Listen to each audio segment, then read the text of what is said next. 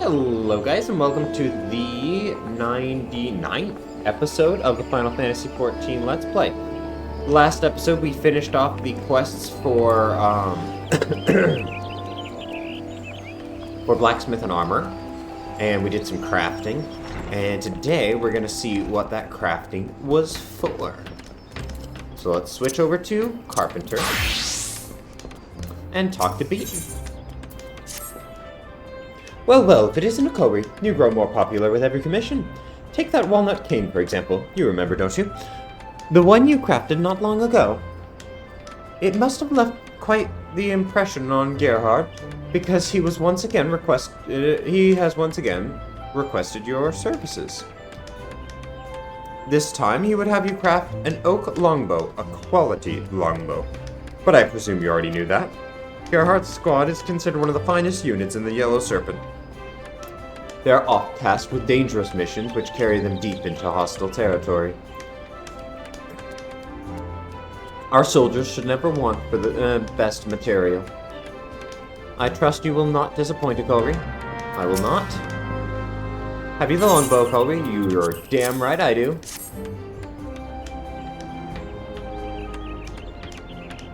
Marvelous! Simply marvelous! Some carpenters claim that oak is ill-suited for use in longbows, and that other woods are far preferable. I would say you've chosen your materials well. This particular specimen is both hard and elastic. I see no reason to believe it will take a permanent bend. Of course, we have you to thank for that. The finest materials are nothing without a skilled craftsman to mold them. Indeed, this longbow is a testament to your ever-growing skills. Gerhard will approve, and we take it to him at the Adder's Nest. Thank you.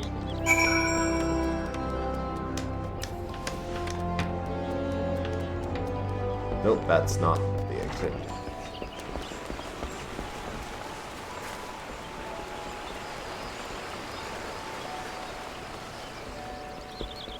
Here we go. Ah, Culver, do you have that longbow I requested? Yes, I do. My word! I see my faith in you was not misplaced. I have a young archer under my command who will be thrilled to receive this.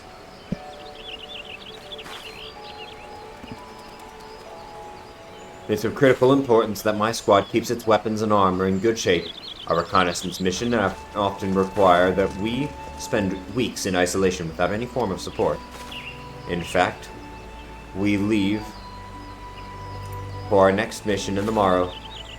Unfortunately, this means I must once again postpone my visit to the guild. If Beaton complains, just give him a piece of quality lumber on my behalf. That should provide him ample distraction. He always has been more passionate about his work than anything else. But I imagine you learned that long ago. Until we meet again, O'Collery.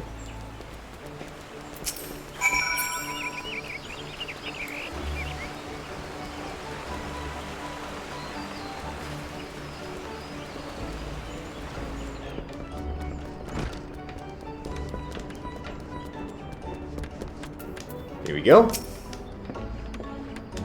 Gerhard was satisfied then? Good. Another mission? I understand. We're both professional with responsibilities that can't be ignored. Even so, it always gives me cause for worry.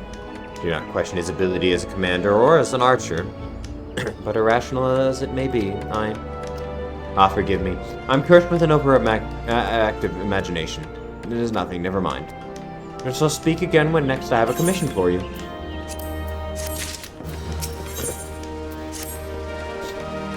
Koga, you devil. If I didn't know better, I'd say Gerhard was smitten with you. He's given you another commission, this time for an oak composite bow. In case you were unaware, such a bow can only be wielded by a master archer with years upon years of experience in the field. And you see, you are to craft a bow for Gerhard himself! You are to give this commission your undivided attention, Okory. While simply crafting an oak composite bow is no small feat, I will not permit you to present anything less than perfection. Have I made myself clear? Go. Now good. Only perfection will suffice, Okory. If you have it, then show me.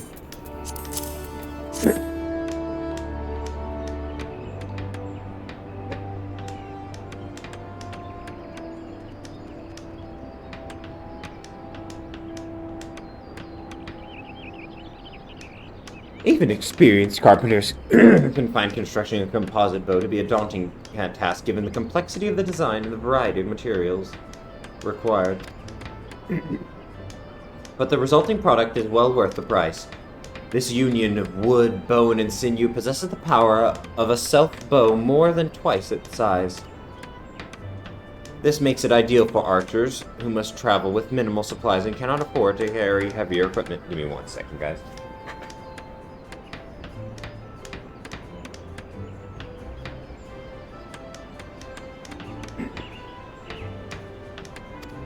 No matter how much I search, I cannot find a flaw in your craftsmanship. Your materials, your execution, it is all, for want of a better word, perfect. It comforts me to know that Gerhardt will wield this formidable weapon. Deliver to him with my blessings. Will do.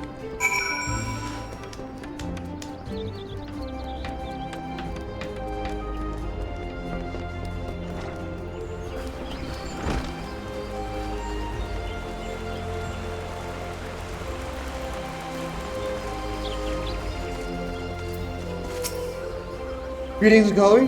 Believe you have a delivery for me? Yes, I do. Now this is a fine bow, worthy of the bow lord himself. The girl would be pleased. With that, Beaton thought this was for me. Oh no, this is for another one of my archers. I have a perfectly serviceable bow which has served me for many years. Pete not to know. He made it. Ah, those were the days. He, the young initiate, I, the aspiring serpent. He wasn't always so damn cocksure, you know. Back then, he was full of doubts and questions. The maple longbow he made me might not look like much to you, but to me it's the perfect weapon. I intend to use it until the day I die. Not that I intend to die anytime soon, of course. Now then, I believe I have a delivery of my own to make, if you'll excuse me, Cullery.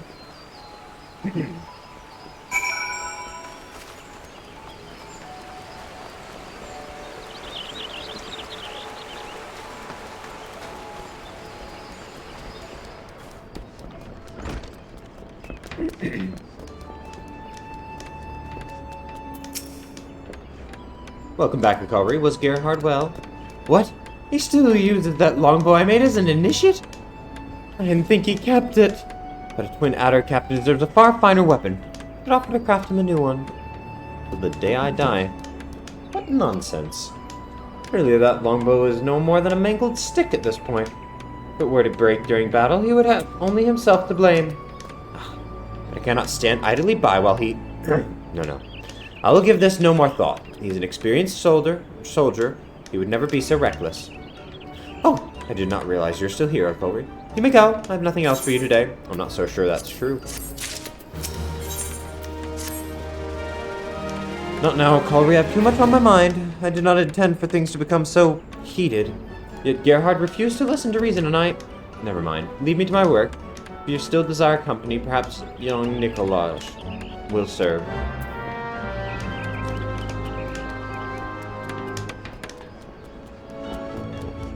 Maybe it's Nikolai? Nicolau? I'll stick with Nikolai.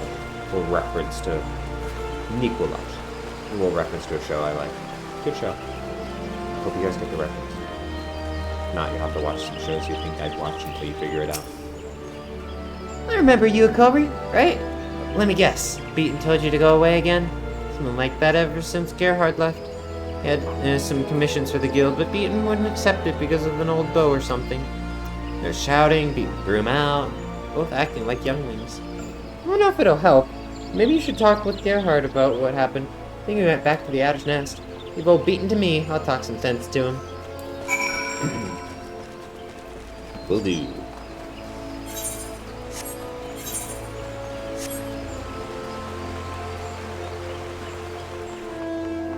Oh, went too far. Sorry, guys.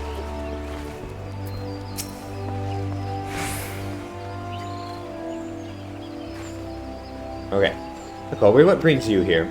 Though you heard about what happened at the guild. It was unfortunate that the children bore witness to our dispute. It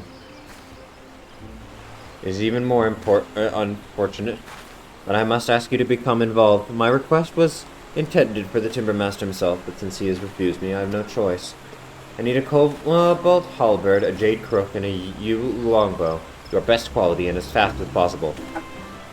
You won't believe this. This equipment is required for a mission of grave import, which is why I first approached your timber master. But you are also a proven artisan, Nicholry, so I think I can safely entrust it to you. Nevertheless, I must ask that you present the finished items to Beaton for inspections. If he judges them acceptable, then I will gladly accept. I'll get them to you so fast, it won't even make sense.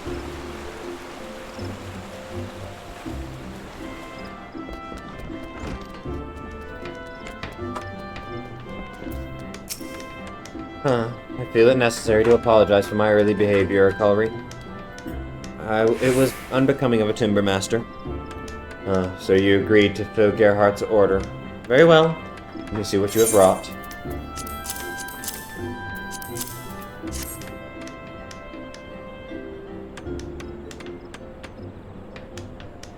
You chose your bow staves wisely. I see no imperfections in the yew, which would interfere with performance. The rosewood reinforcements appear solid, and the sinew bowstring is of excellent quality. I have no objections to this bow. I believe this is the first time I've judged a halberd of your creation. Fascinating weapon, halberds. Did you know that they were a Hell's Guard invention? Their marauders first used them to repel mounted units. A skilled wielder could easily pull a rider from his saddle. As for this particular halberd, I have no criticisms. In fact, given the quality of the axe blade, I can't help but wonder if you have been studying blacksmithing. I have. Though even if you were pursuing other disciplines, this crook proves that you have not neglected your carpentry. The luxurious reddish browns of the mahogany, the entrancing greens of the jadeite. It is a true expression of Gridanian philosophy.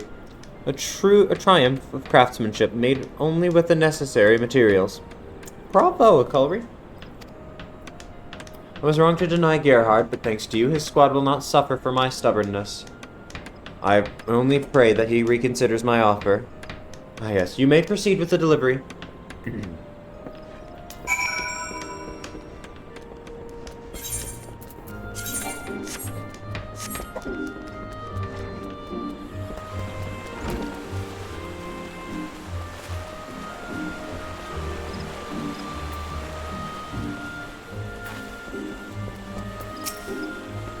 Beaton had no objections? Excellent. Then if you would hand me the weapons. When we first met, the quality of your work was already impressive. I must say, though, that looking at your most recent products, it's clear, even to me, that you have grown tremendously, both professionally and personally.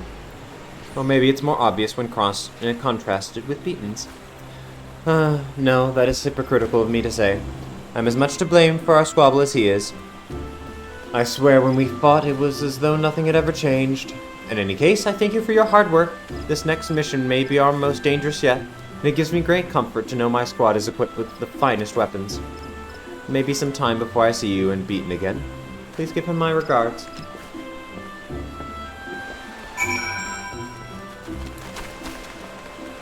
Will do.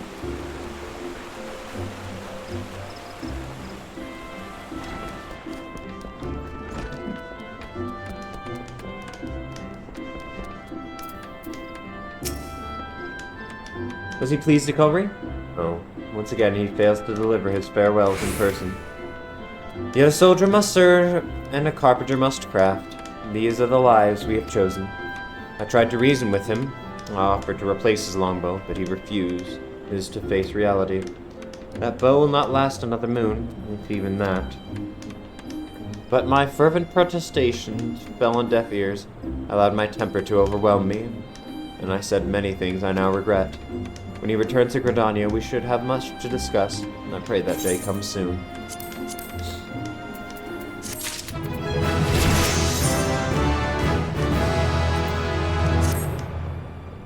Oh, Cullery, it's horrible, it's so horrible. An officer from the Adder's Nest came to speak with me. In the North Round near Ixali territory, they found Gerhardt's longbow. I saw the fragments myself. It was the self-same maple bow I made all those years ago, which means Gerhard is... Oh, I wish to be alone right now, Cullery. Go Be with your loved ones or play with the younglings in Acorn Orchard. I don't have a family, so let's go talk to Nikolaj. Nikolaj.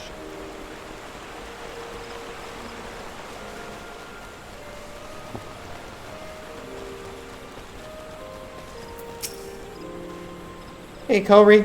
It's good you weren't here earlier when Beaton heard the news. He went on a rampage in the workshop, howling like an animal and breaking anything within reach with his bare hands. I don't think we can help him this time. If you want to try, you'd give him some really, really good wood. Like, say, the best length of rosewood lumber you can make. Maybe that would work. Well, wouldn't you know?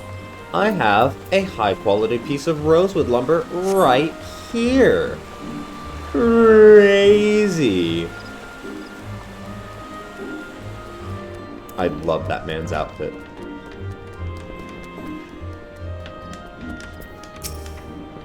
Why have you returned? I told you I wish to be alone.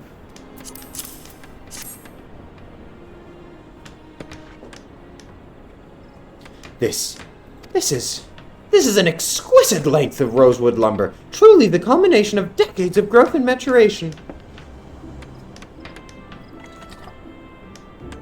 I know you mean well, Culry, but it's no use. My thoughts remain with Gerhard.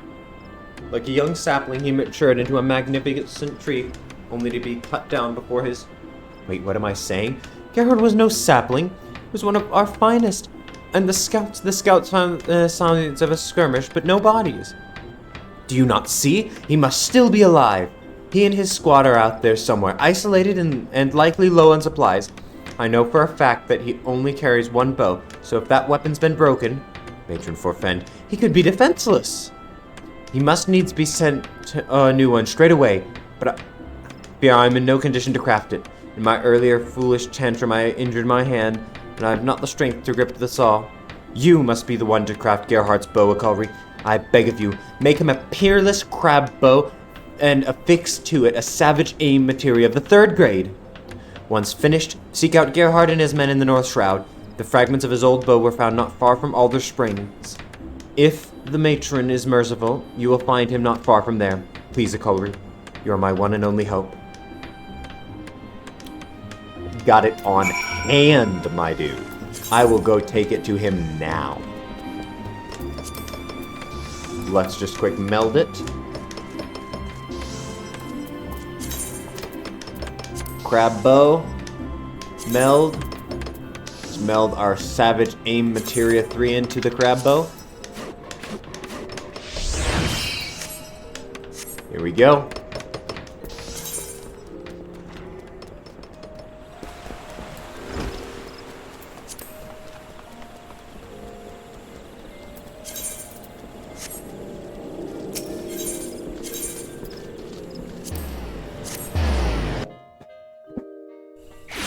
I want to try this crab bow on, though.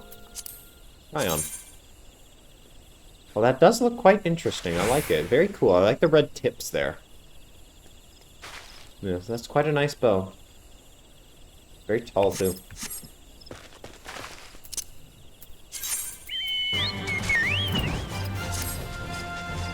Well,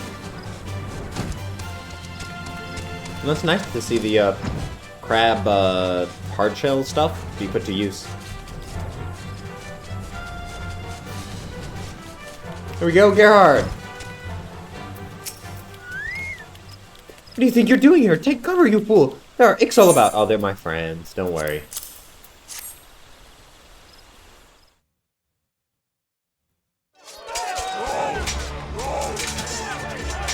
Oh, these ones aren't. These ones are kind of mean.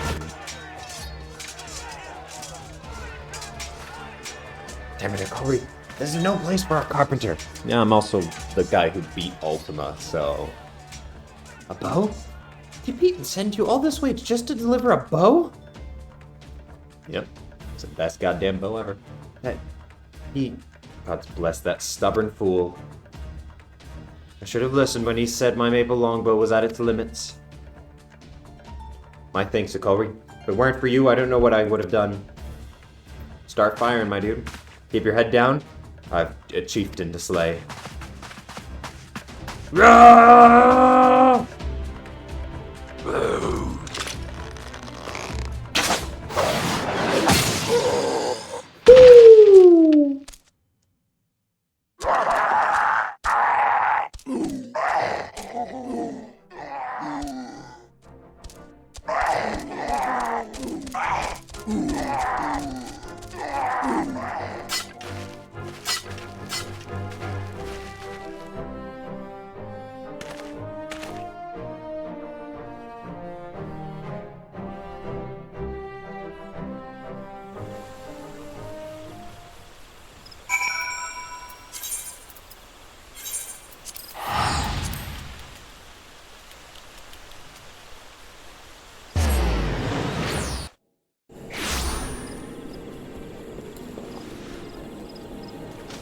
How old do I have to be to accept this?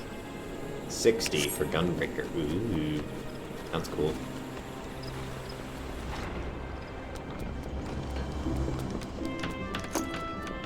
Here we go. I could kiss you, Akari! He lives! Gerhard lives! I owe you a debt that can never be repaid. 1,000 times over, I thank you. You came to us a seedling, yet now you are a heaven's pillar. There is naught else I have to teach you. In fact, you have inspired me to reflect on my own deficiencies. Minor though they may be, I would be remiss if I neglected personal development. Though you are no longer under my tutelage, I trust you will continue to hone your craft as well. Best of luck to you, Akalri.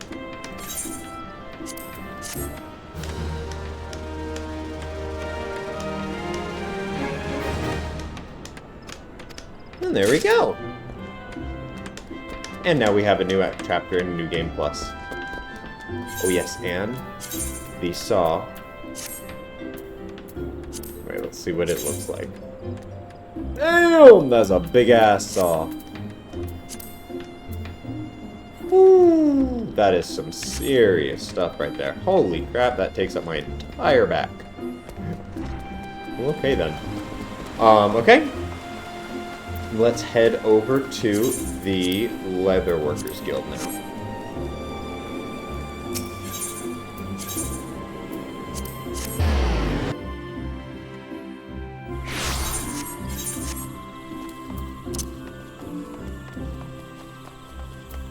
One second.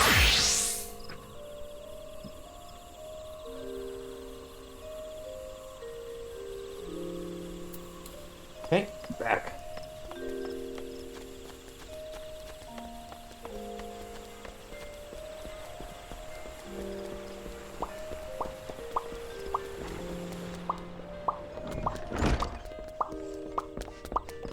Hey, Jiba.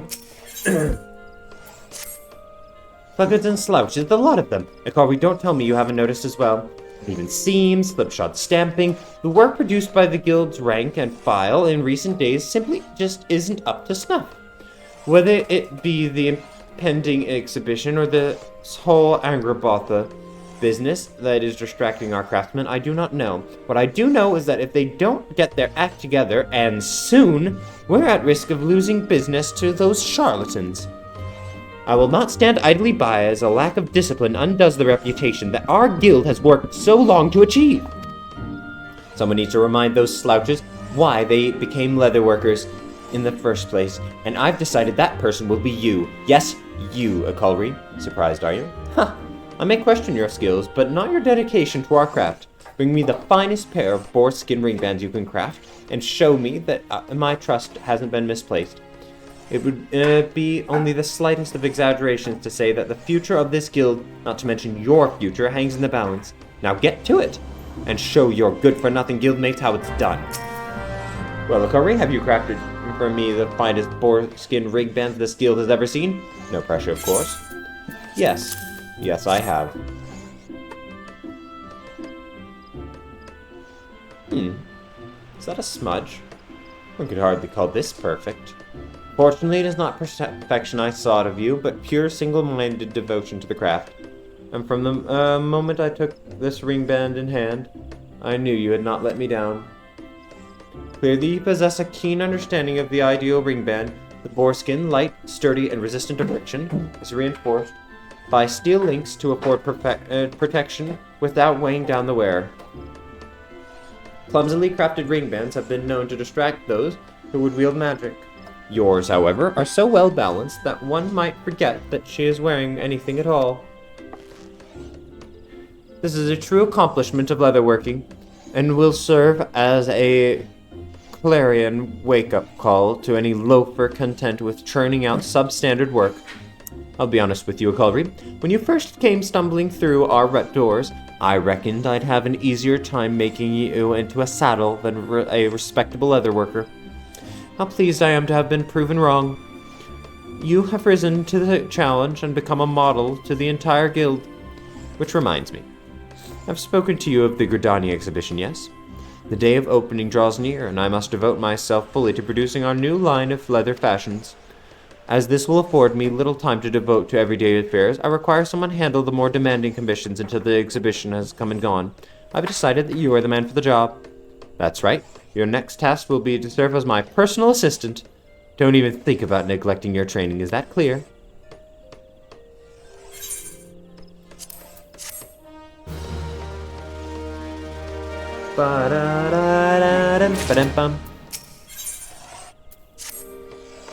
Walgar, take me of all the times for this order to come in. Here, have a look, Akulri. An order for a pair of boar-skin smithy's gloves made by the guildmaster herself, using her famous Jiva patterns, to be delivered post-haste, no less. I'd bet a month's earnings that this oaf couldn't tell my handiwork from a Gobiu's arse. But does that stop him from filing such a tactless order when I'm up to my very ears in work for the exhibition? Apparently not.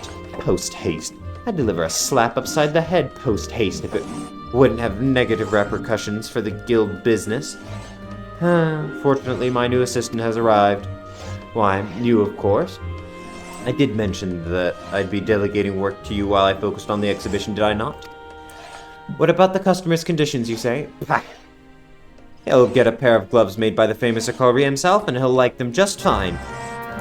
You're damn right he will. Well, have you brought the work of the famous Akulri? You're right.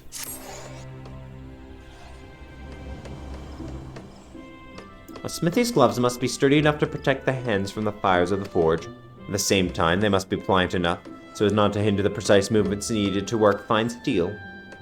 Crafted from boarskin, light, tough, and resistant to friction, this pair of smithy's gloves represents the best of both worlds. This simple design allows the 5 fingers to move with full range of motion, the ideal handwear for any capable smith. Your work has admirably captured each of these essential points. I am happy to sign off on it. You may deliver it to Fen Eel Fineries without delay. What, the Jiva patterns? Don't worry yourself about such foolishness. Have I not told you that he will know better? At any rate, off with you. Even a fool of a client is a valued customer.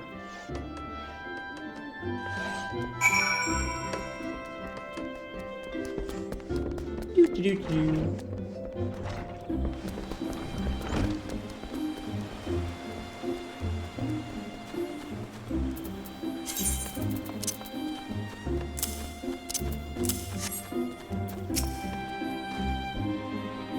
My very first pair of custom-made smithy's gloves made by the famous Guildmaster Jiva are set to arrive from the Leatherworkers Guild any moment now. I can hardly wait to try them on.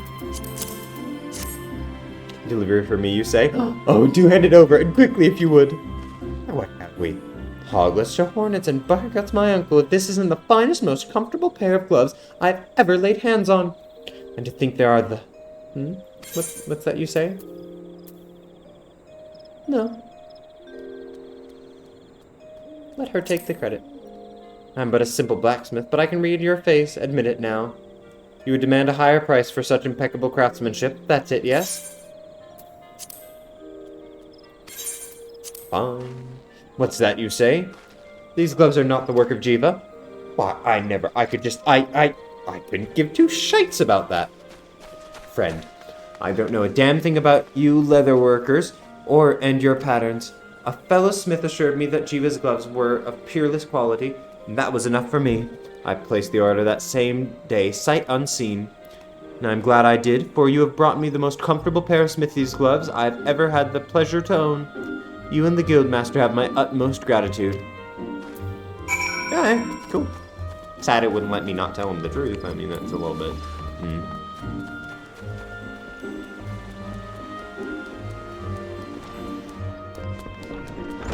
I was fine to let her take credit for them. Another satisfied customer, yes? I've told you that you worried for Nauticulry. Oh, I suppose you're still curious about those Jiva patterns, aren't you? Allow me to explain. Some years ago, Gridania took quite a fancy to a toadskin bag of my design.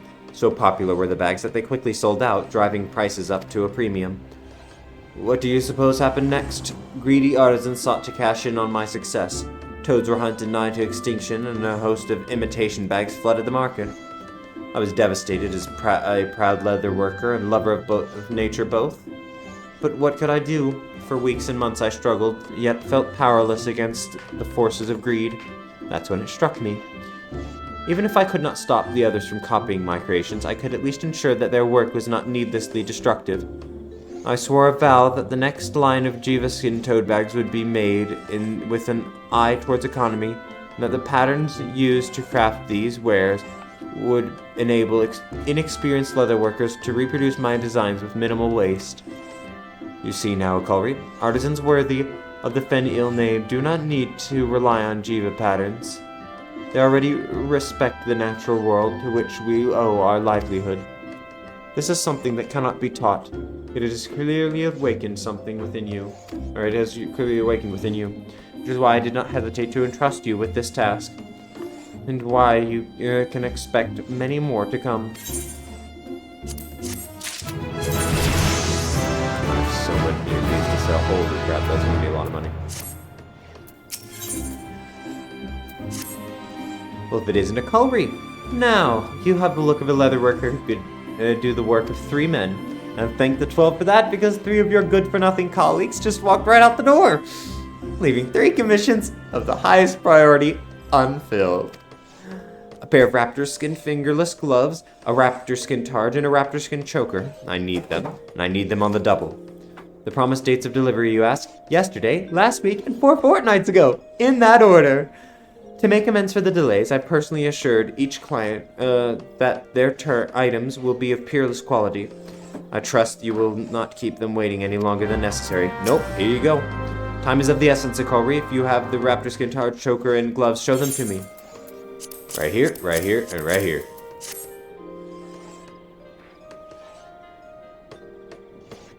Yes, I suppose these will do. The skin of the fleet-footed raptor both superior flexibility and exceptional ruggedness. The rub, of course, being that it is by no means easy to work with. Fingerless gloves are the choice of many warriors for allowing the fingers to better grip the weapon. Thus do weapon and wielder become one.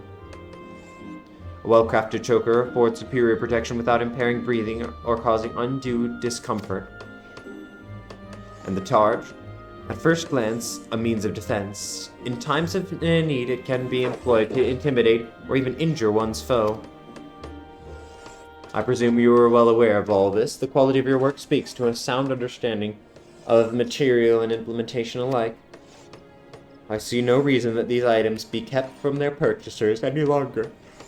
Deliver them all with speed. The gloves to Pimonella of Nafika's altar, the targe to Loric at the Carline Canopy, and the choker to a new client named Nago Joantal. You'll find her at the Shaded Bowser. With that, I can finally return to my work for the exhibition. And I swear the next person who dares interrupt me will see their hide made into a centerpiece for my display. It's gonna be me who interrupts you, so please don't make me into a display.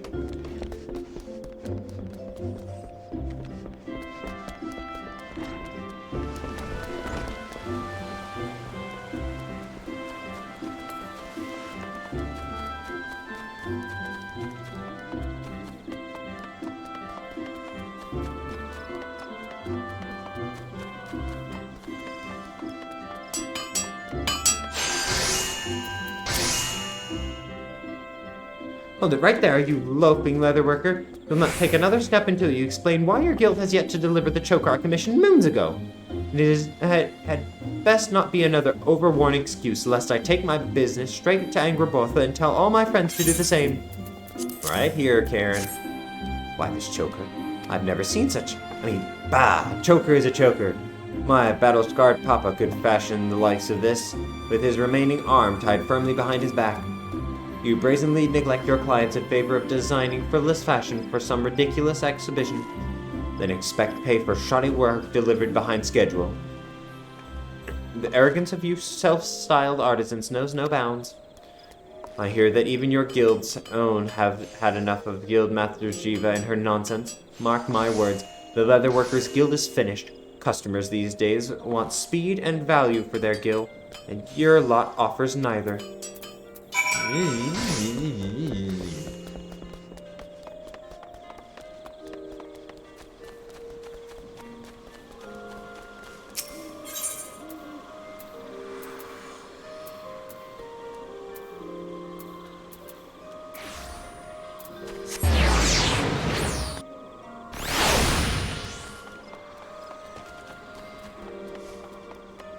Ooh, I wanna... Let's see, what do I need for this? Level 80. Oh, the Joy of Pictomancy. That's such a beautiful soul crystal, too. Oh, tragic. Okay. Wait, I recognize you. You're one of Jiva's subordinates, right? Have you perchance come to deliver my gloves? Yes, I have. Here you go. What craftsmanship. Why, it's as if these gloves were tailored to fit each of my fingers. This is precisely why I would never think to obtain my protectives from anywhere other than the Leatherworkers Guild. For Jiva to maintain this level of quality with the exhibition at hand is no small feat. You're welcome. I like this person a lot more than the last lady.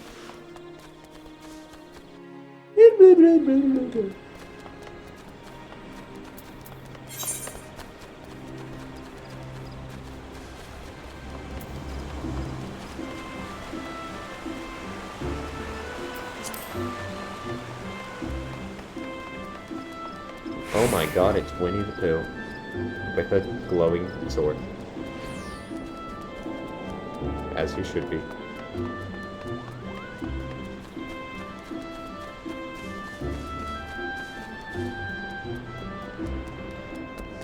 Here we go. You're the look of a leather worker. Might you know why my commission has been delayed? I've been waiting my charge a week now. Here you go. Sorry for the delay. This is exceptional. No apologies needed, my friend, for a charge of this quality. I'd gladly have waited twice this long. Just why these rumors of mass resignations are so distressing. What could have possessed good, honest leatherworkers to abandon their craft? With that, let's place our... There we go. Beautiful.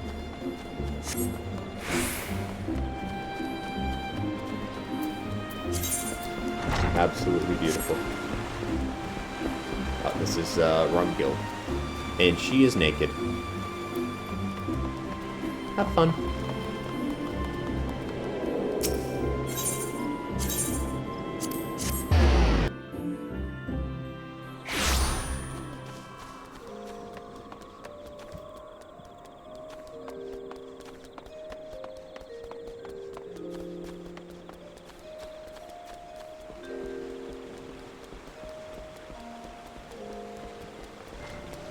I gotta say, this game is so beautiful.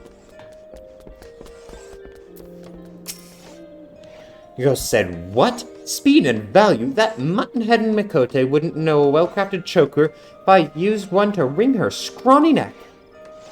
That said, even I must admit there is some truth to her words. No self-respecting guild would seek fame and fortune at the expedition while valued customers suffer undue delays for goods purchased with honest coins. I wish it had not come to this, Akari, but my decision is made. The Leather Workers Guild shall withdraw from this year's exhibition. There are customers out there who appreciate the quality of our guild's offers, and we must see them well served. There will be other exhibitions, but trust once lost is not so easily regained. In any event, you've proven yourself a loyal leatherworker today. Akari, I thank you.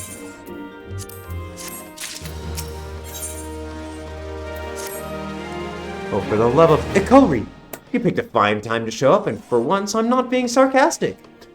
I'm in quite the predicament here, and you might just be able to help. What sort of predicament, you ask? Only the sort in which I have several hundred deliveries to make before the next bill, despite having just 2 legs, you see? Withdrawing from the exhibition has freed me to devote my efforts to filling guild commissions. That is all well and good. The problem is that now I have more clients than ever, none of whom take kindly to being kept waiting. For every moment we waste chatting, we risk losing a valued customer. Make yourself useful and take this choker to a client waiting at the Whistling Miller on the double. Hey?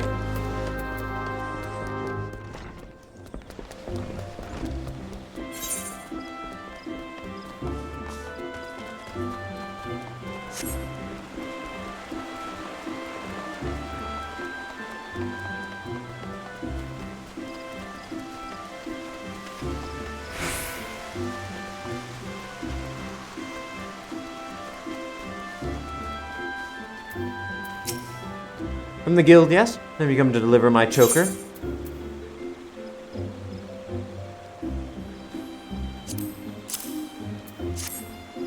Ah, true guild quality as ever.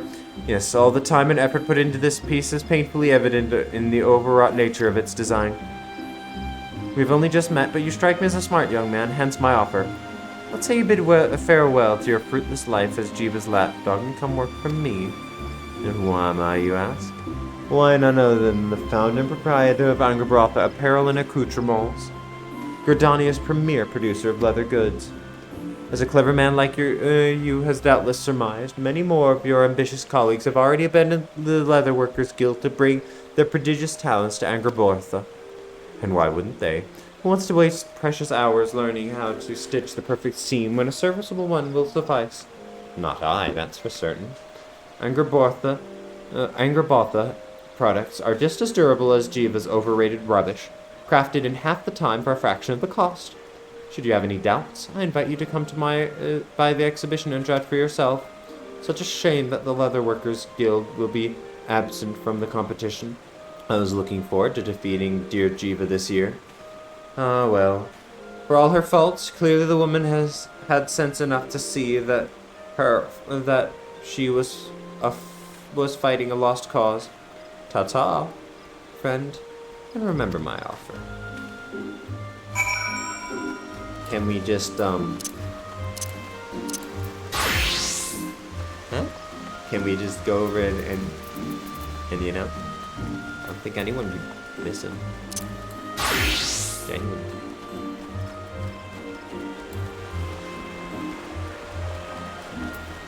Yeah, let's do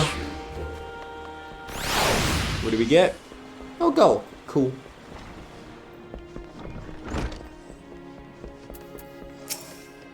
You're back, Akory, not a moment too soon. I've just heard a most distressing rumor. Word about town is that renowned leatherworkers from across the realm are withdrawing from the exhibition at an alarming rate. Should this continue, Angerbrotha will have a clear course to win top honors. Curses. It pains me enough that I cannot represent our guild in the contest, but the thought that those talentless hacks could claim the prize that is rightfully ours. What's that? David of Angerbrotha was the client who commissioned that choker. If I had known, I'd delivered it in person and taken the payment out of his lousy hide. Oh yes, the two of us go back quite a ways. He was an adventurer and an aspiring leatherworker, not unlike yourself, Akory. Bit of falling out, though. I remember like it was yesterday. He strolled through that door wearing a shit-eating grin and holding a jerkin that looked like it had come out of the wrong end of an olive goat. I told him as much, and the next moment he ran out the door, bawling like a child. That was the last I saw of him. His sorry efforts weren't worth the hide they were made from. And now he fancies himself a fashion magnate. Small wonder that Angerbrotha attire looks like something even a goblin would be ashamed to wear. The sad state of affairs is that not all customers are so discerning. What's worse is Angerbrotha takes top honors at the expedition, then their wasteful practices will be vindicated.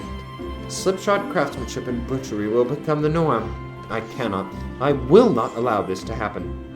Akory, listen carefully, for I mean to give you your most challenging task yet, if not ever.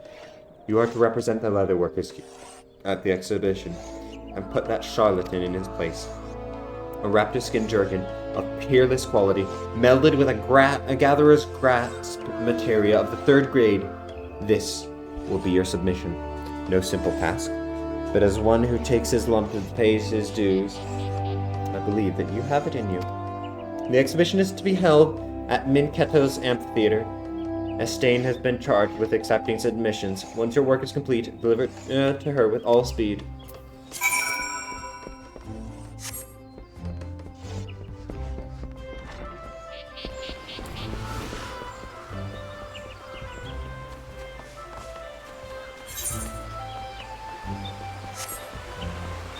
I love that the gold stands on my shoulder.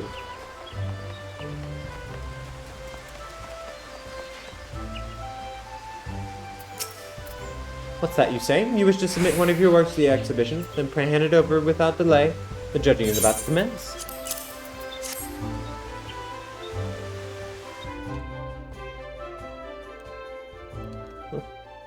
Consider yourself fortunate. Had you come a bell later, the contest would have already been over. I must say, I'm relieved. There are far fewer entrants in this year's exhibition compared to past ones, and when I heard that the Leatherworkers Guild would not be participating, then you'll be happy to hear our plans have changed. Guildmaster Jiva, you tell me that you've decided to compete after all? Our guild will be represented, yes, but by a Cullery here.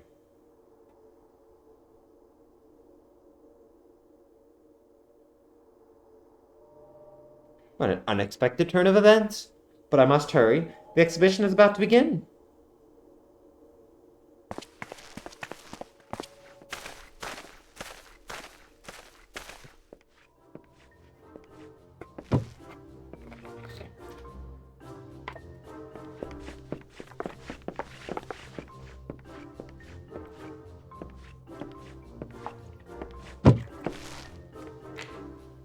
And now, ladies and gentlemen, the moment you've all been waiting for. The judging of best leather apparel will now commence.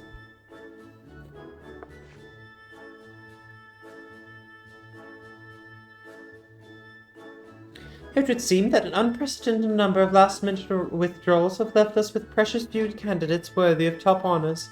Nevertheless, we will proceed as planned.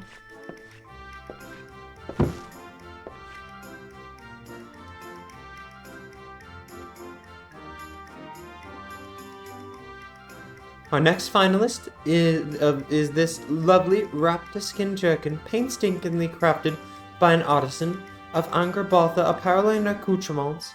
Judges, if you would.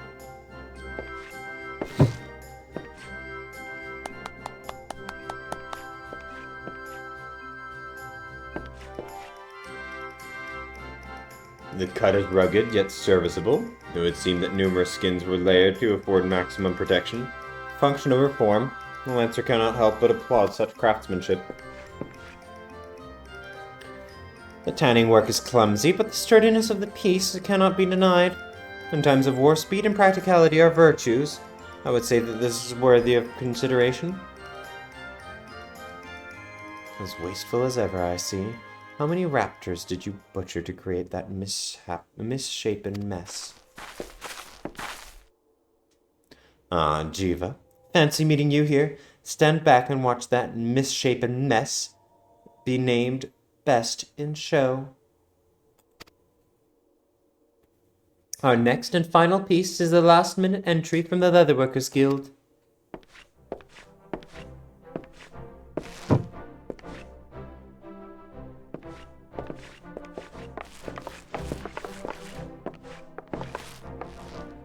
You look pale, David. What's the matter? I take it you weren't expecting actual competition. Why, this is positively stunning! One can almost feel the raptor's very life force exuding from this jerkin. Not a single seam out of place, not a single cut of the hide wasted. This piece was clearly crafted with a profound respect for the beast whose life was taken to create it. It offers superior protection to the Angerbaltha piece, while at the same time allowing for greater freedom of movement. This jerkin would be a proud addition to any archer's armory chest. In my line of work, I have seen many an adventurer come and go. Rare is the one who possesses the aptitude and diligence demonstrated by the creator of this piece. She's proud! Ladies and gentlemen, it would appear that we have a consensus. By unanimous vote, the award for Best Leather Apparel goes to a Colliery of the Leatherworkers Guild for his exquisite raptor-skin jerkin.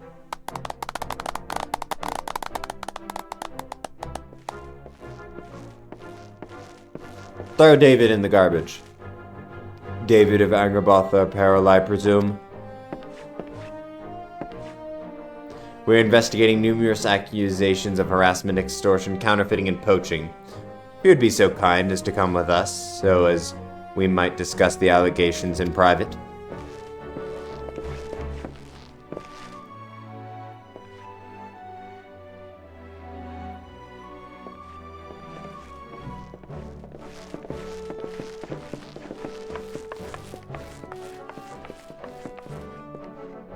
Well, Culry, it seems our work here is done.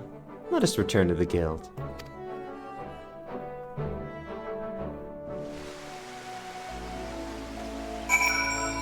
Hell yeah.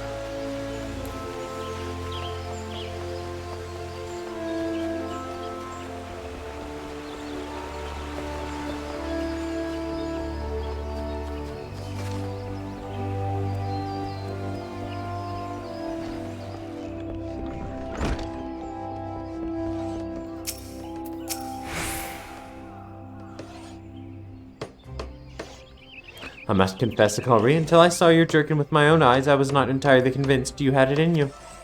But you did. From this day forth, I'm proud to call you not an apprentice, but a peer. As for me, I can finally return to my own work free of headaches and distractions. Though as luck would have it, we have a veritable legion of erstwhile Angarbotha defectors knocking at our door looking to rejoin our ranks. They think their false tears and trite words of remorse will earn them my pity. I'll send them straight on their way and lob a square off their hindquarters for good measure. Or so I once might have done. But who among us has not erred? Even I have been known to make a mistake, albeit rare. It is so I will give these turncloaks a second chance, but mark my words, any who so much as thinks of crossing me again can look forward to a new life as a sublugar. The life of a guildmaster is fraught with frustration, yet I would gladly deal with 1,000 hapless apprentices for even the slimmest hope of seeing one flourish as you have. With your triumph at the exhibition, your goods are sure to be in demand across Eorzea. But you must never forget how you achieved your success. Unflagging dedication to your craft and a deep respect for the lives you must take to perform it. Remember always the values of Fen-Il, and I have no doubt that you will do us proud wherever you go.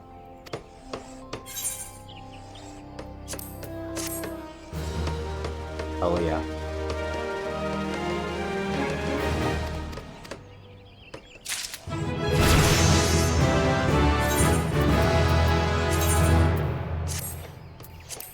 I'm sorry, what's...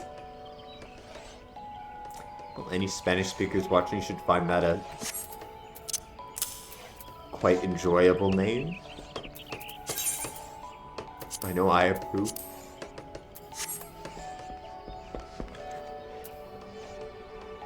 And with that,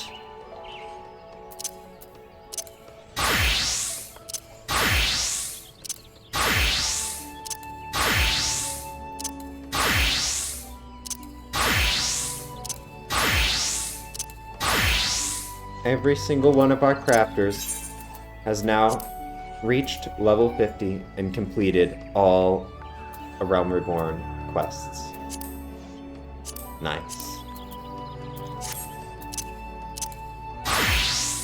Let's finish off these quests as well.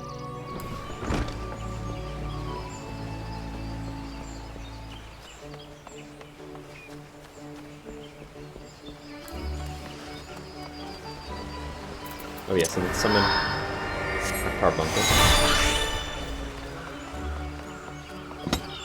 This is level 50 quest, right? Yes, Primal Burdens.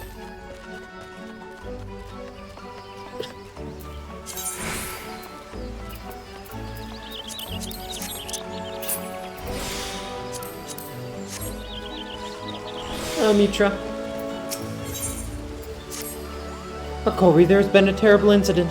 My poor colleagues at St. Cornac's find murdered. The reports are confused, but they all mention the same black-robed attacker. You know as well as I do that Kristen is behind this massacre. He has indeed grown bold or desperate to commit such a brazen act. We should set off to Mordona at once and speak with any survivors.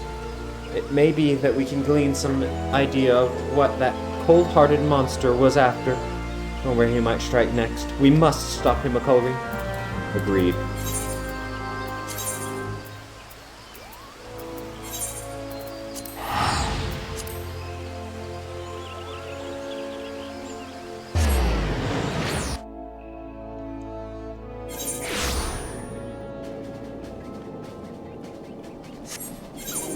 Okay, let's make sure we're wearing the most appropriate outfit.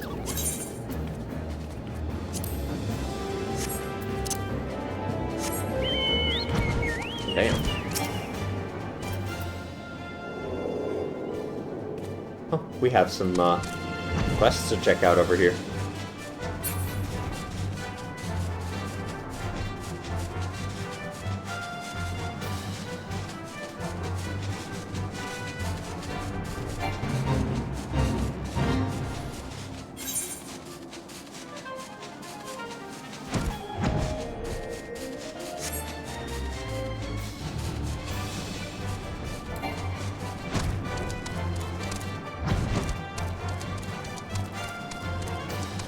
Here we go, surviving researcher. Yes, I'm absolutely certain. It was the same dark summoner whom Mitra described to us. We were celebrating a recent find, the soul crystal of an Allegan summoner, when a man in black robes suddenly appeared and demanded we surrender the gem. Naturally, we objected to this arrogant imposition, but he simply sneered at our refusal. The next moment, the world exploded into flame. Through a haze of agony, I saw him snatch up the soul crystal from a smoldering body and stride off into the singing shards. That bastard slaughtered my friends. There was no warning, no negotiation. The gods grant you the chance to exact vengeance, and then I pray you show him the same mercy he afforded us. Another soul crystal. Yes, it makes sense that he would shift his attention to a more easily obtainable gem. For all your progress, you would now make for a most formidable opponent. I must apologize for not sharing my theory earlier. I suspect that Tristan might desire the soul crystal you carry, but do not wish to draw any premature conclusions without sufficient evidence. I'm at a loss, however, to explain why he seeks to collect more of these Allegan relics. We shall just have to ask the villain himself after we corner him in the singing shards. Let us be on our way. Let us.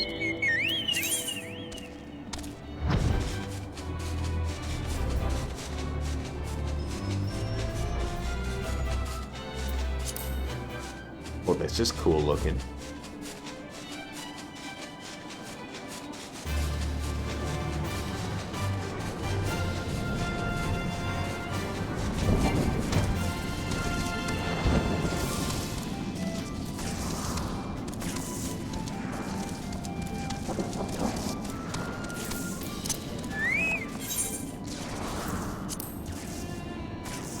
I think I went in a way that the game was not intending.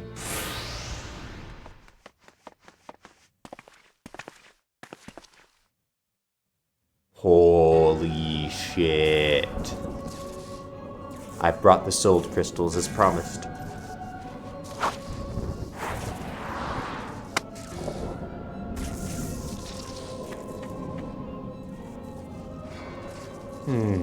Yes. This appears to be authentic Allegan artifact. Very well, I shall honor our bargain. From within these gems, I will draw forth the memories of the ancient summoners and the slumbering essence of an elder primal. All the attendant knowledge and power shall be yours.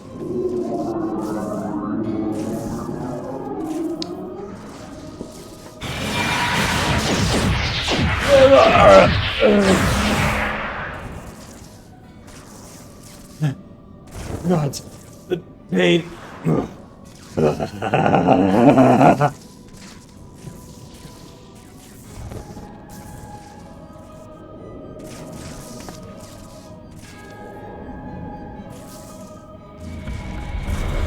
Ah, the bumbling summoner and his incompetent lackey make an appearance at last.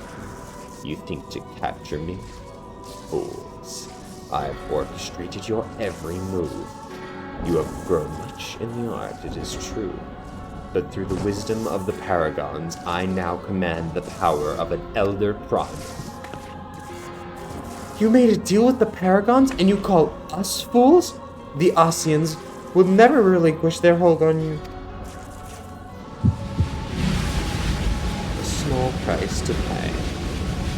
You could but feel the strength that fills my entire being. It is indescribable. I will use this power to annihilate the beast tribes and put an end to their insufferable rituals, and for once and for all, the primals will rise no more. Hear me, demon king of the devouring flame. Feed on my ever-burning anguish and be reborn. Oh, that's so sick. The culmination of my sacred duty is at hand. But first, there is one more soul crystal that must be mine. I will tolerate its wasted potential no longer.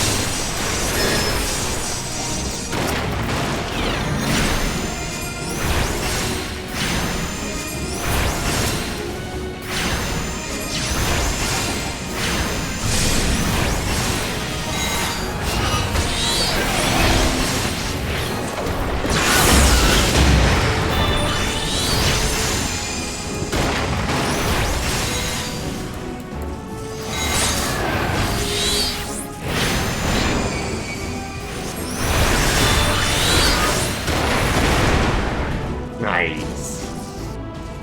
I didn't even have to use 2 full rotations.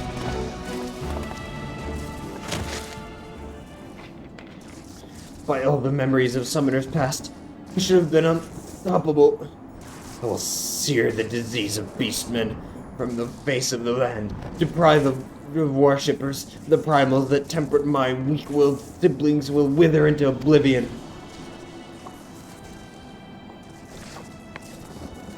So I see my order's records were accurate. Though it was buried deep in the archives, I but recently uncovered a report that described how you slew your own brother.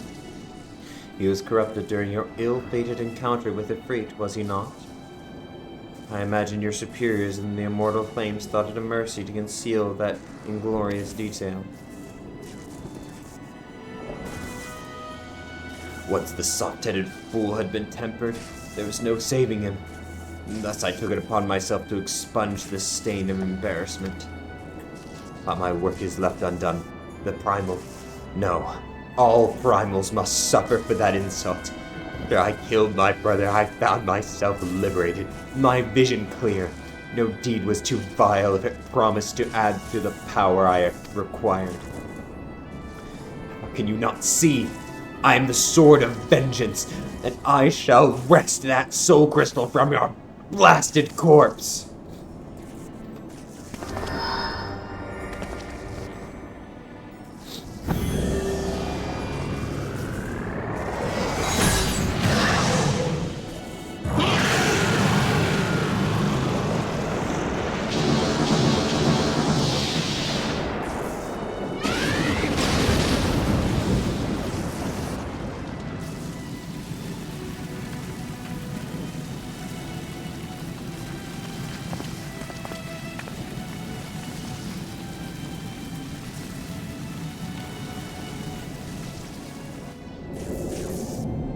Huh?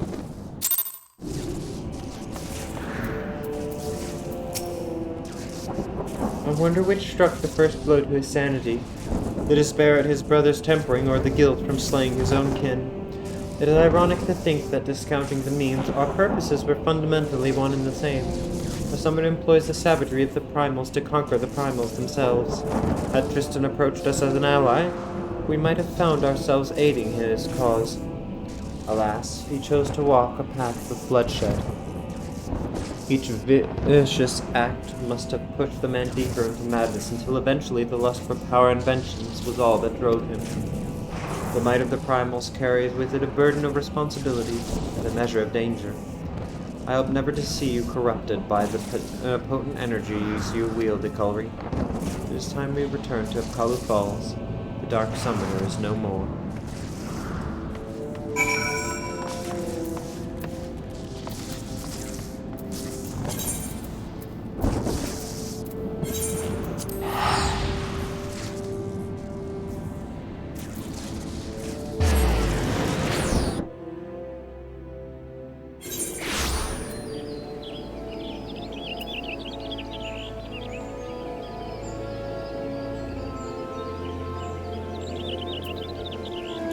Let's head over to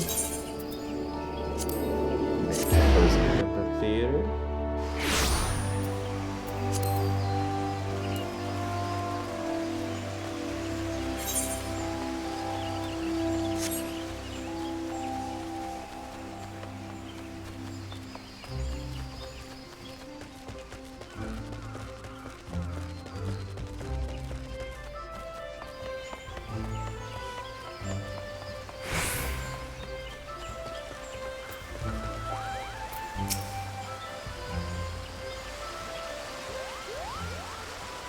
Oh, how I would love to declare our troubles at an end, but I fear the Ascian, with whom Tristan made his bargain, is yet afoot.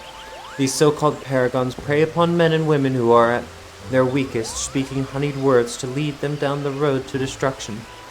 In this manner, they seek to plunge the realm of Eorzea into chaos. It is reassuring to know that heroes like you exist to foil their never-ending schemes and foul plots. An outright war against the Ascians looms closer day by day. Thus, I would have you armor yourself with this last piece of evoker's attire.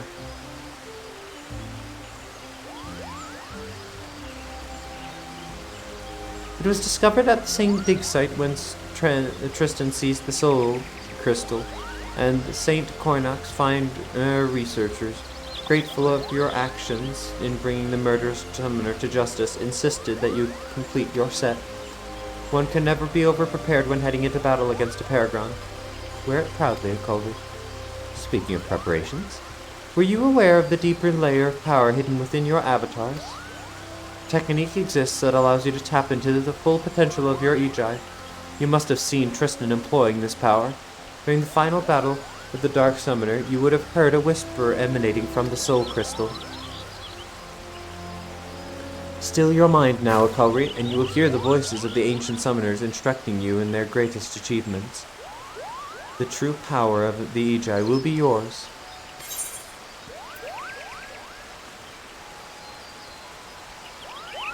Burning Strike to Inferno, Rockbuster to Earth and Fury, and Aerial Slash into Aerial Blast.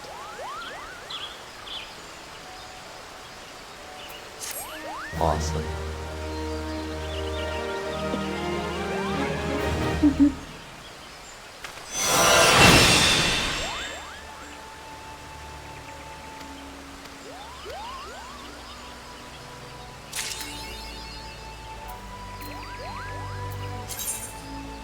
Soul Summoner 1.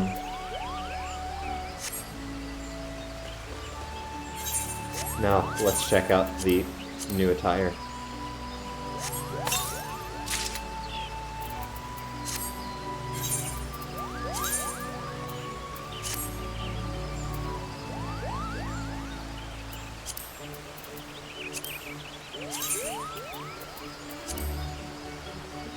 You know, not wholly against it. Still not a big fan of this horn.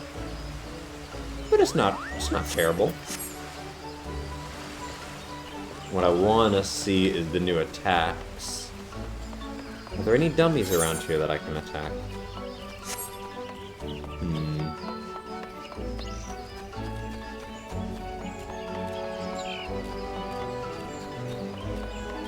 Well, I know there's some in Summerford Farm, so let's just go there. Teleport. Summerford Farms. At least I think there's some. I remember that.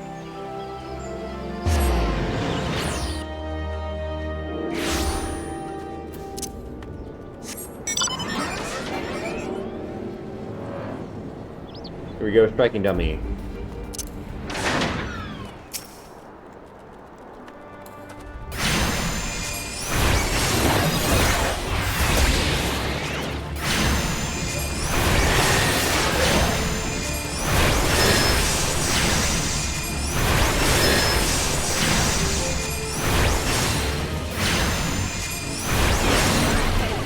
Let's check out Earth and Fury. Oh, that was bad.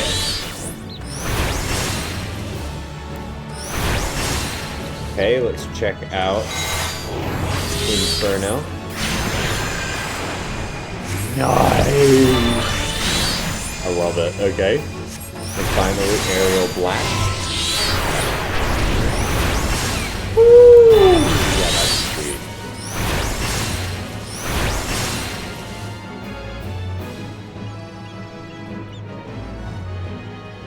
Love it.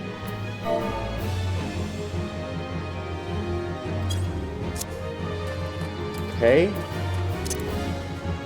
Monk.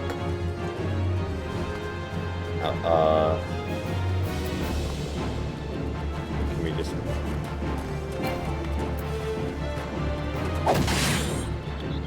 How do we...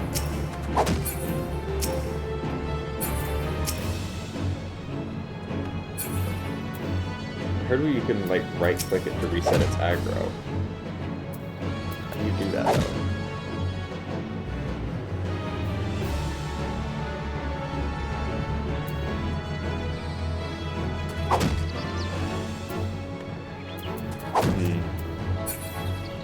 That's fine.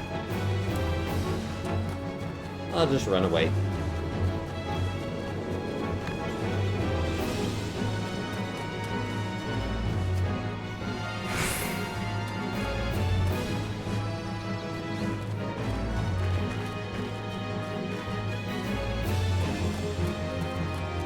There we go. Okay, monk. We're not even level 50 yet. Oh my god. Okay, let's queue up in the Duty Finder.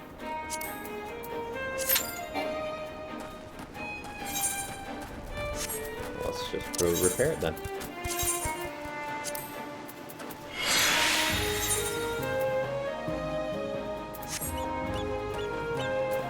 Okay, what about this one? Okay, we still got a good ways to go there. We did finish this one for sure. And it looks like we finished this one as well. Okay. Yeah, so we're just waiting on... We're just doing Monk and Ninja. Those are the only ones left.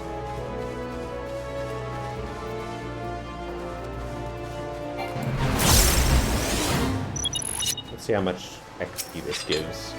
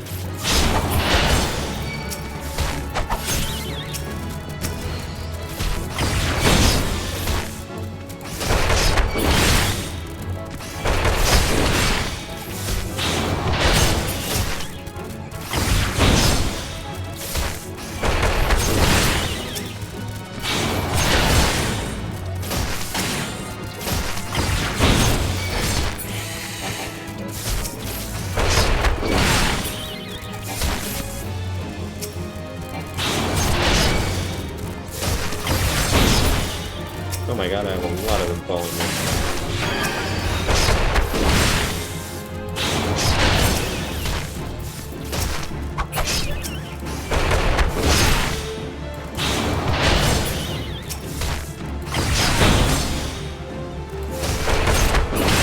There you go. Okay, that's not a lot of XP.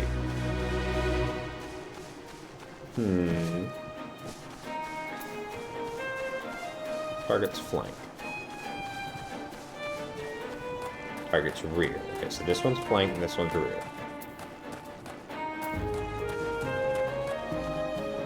Cool. Okay. And what should we do while we wait?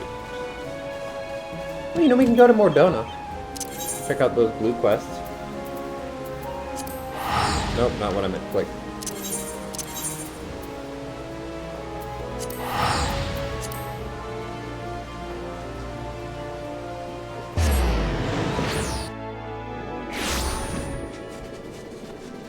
Here we go. Here we go, Outlandish Man. Legacy of Aleg. I know you. Ah, unless I'm very much mistaken, you are the famed adventurer who bested the Garlean Empire's general, are you not? The great Icolriel Zaro himself. Amazing. More than a little serendipitous.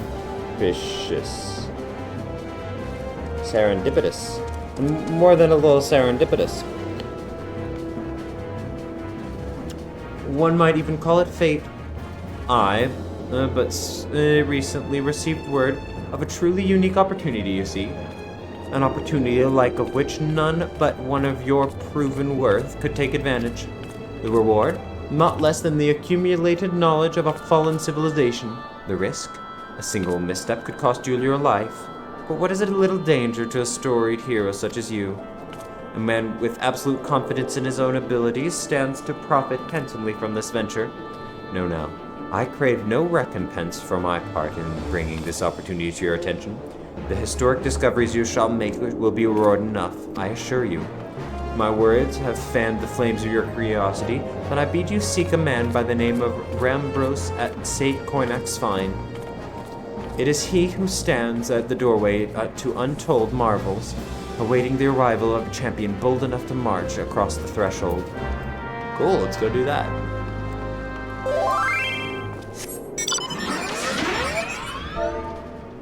Let's speak to him again. Centel. Hey again. Thaddeus. Still mostly just playing solo. But at this point, if I am to ever join an FC, yours seems nicest. I'll gladly hear more.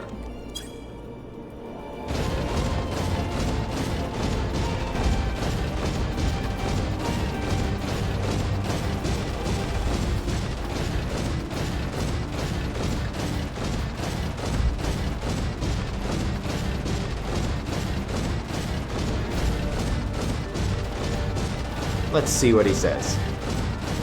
'Cause I've been kind of pondering if, like, I were to join an FC ever since I heard from him. Ooh!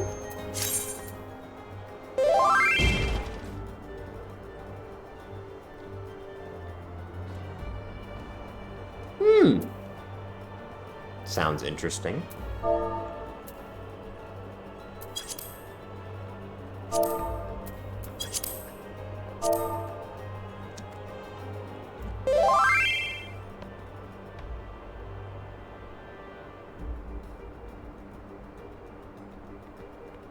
Cool. Right.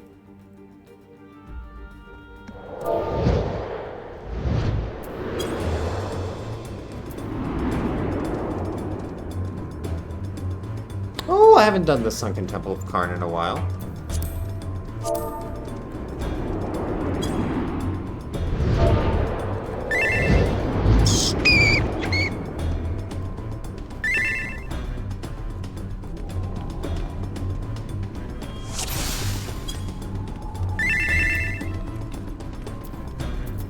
Okay, wait. Let me talk to... No! Fuck, okay, wait.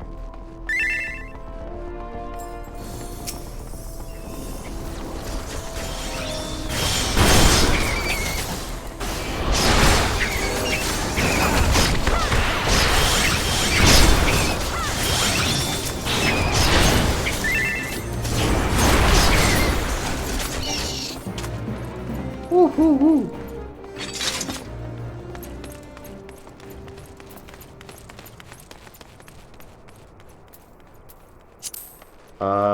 How do I send him? No, okay. We'll figure it out in a second. No rush.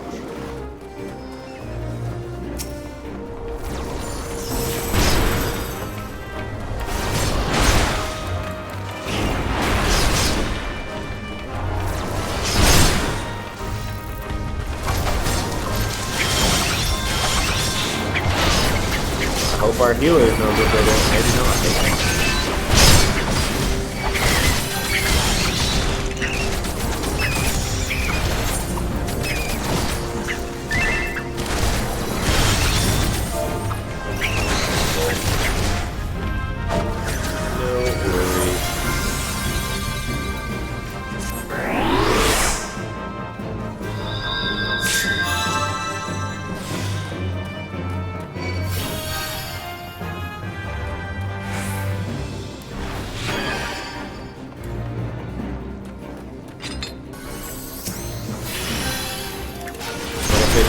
Tank stance on or something.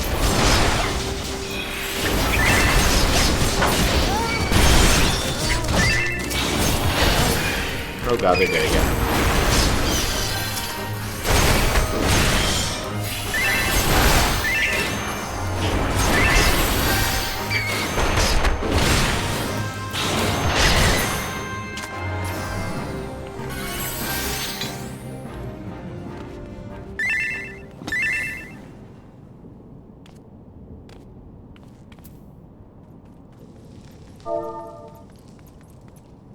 Come on, be nice.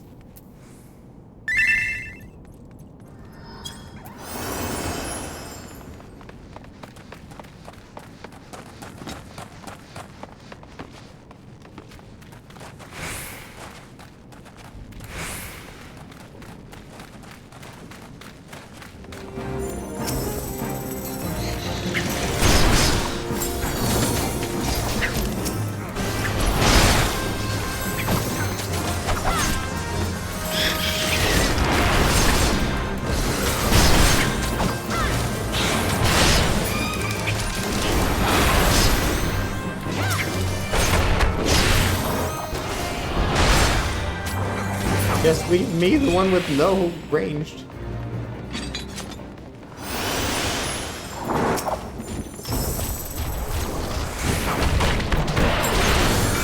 Let's see if I can remember this.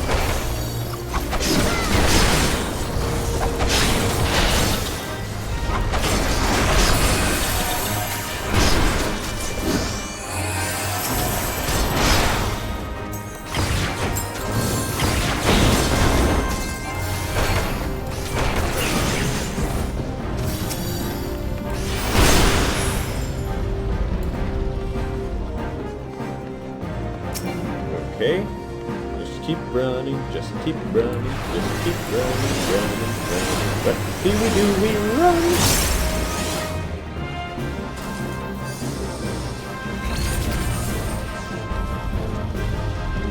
Oh Lord, doing a big pull.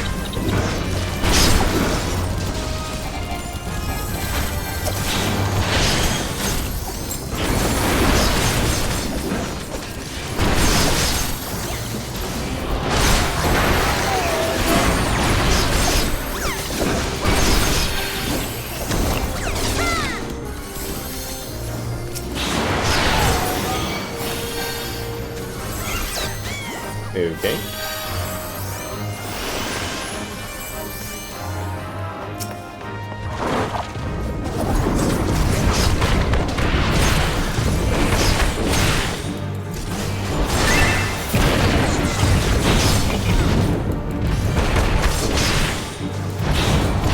There we go.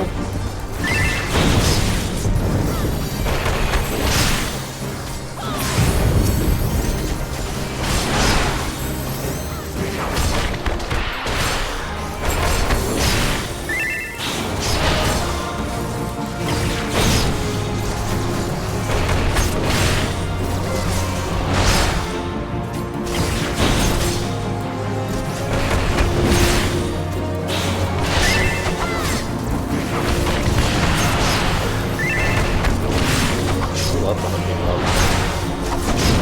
A bit of extra XP. What are you gonna fucking do that for, bitch?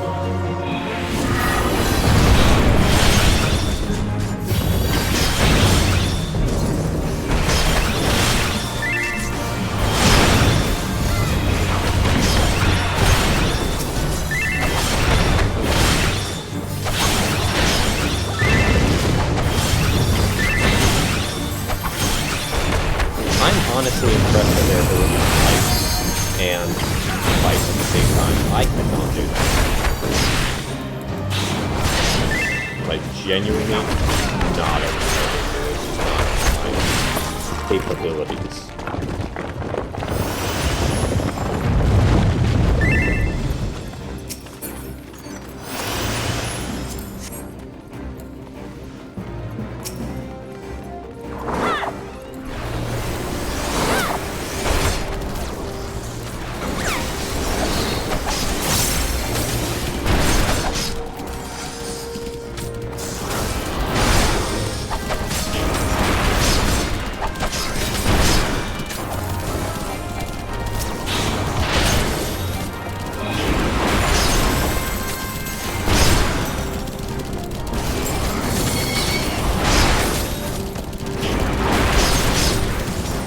Damn, we get killed.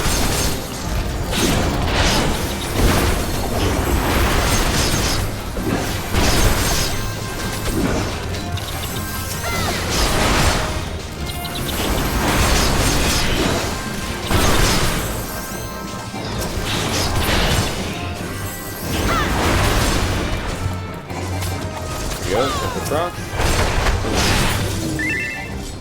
Well done.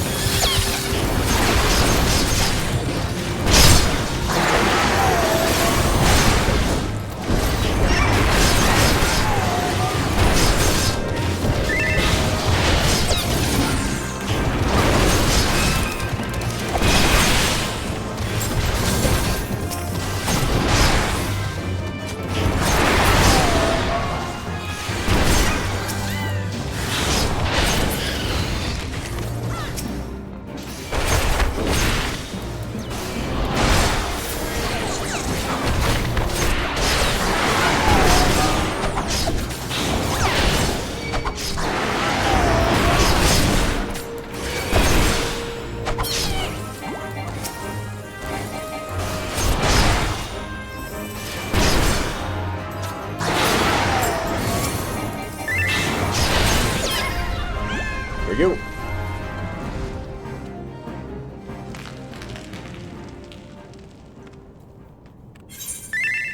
We'll just skip the cutscene.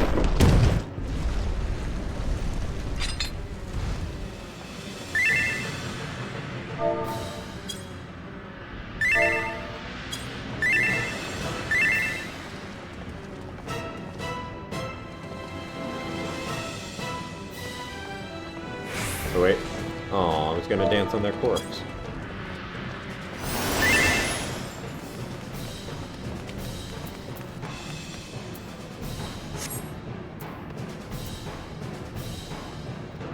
Definitely not the best group of people that I've had.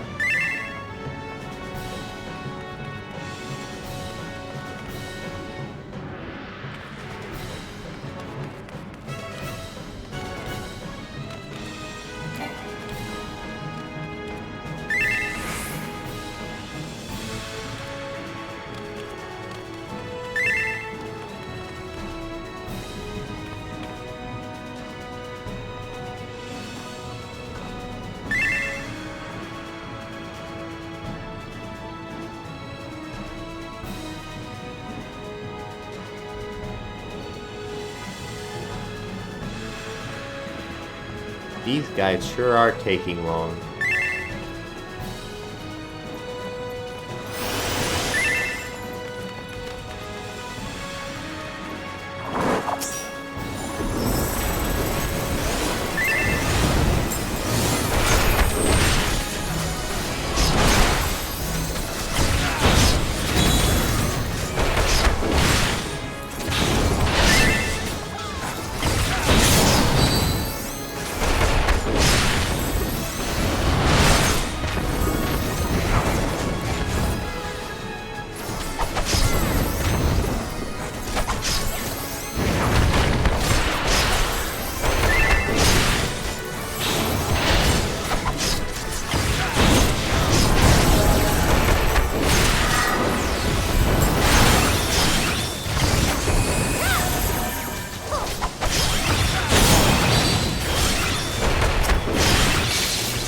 Oh god. Ah, let me move, let me move, let me move, let me move, let me move. There we go. We're okay.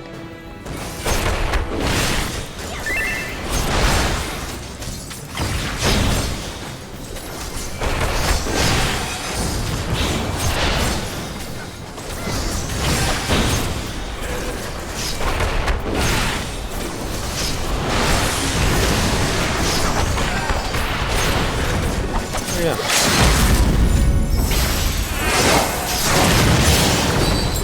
Forgot about this.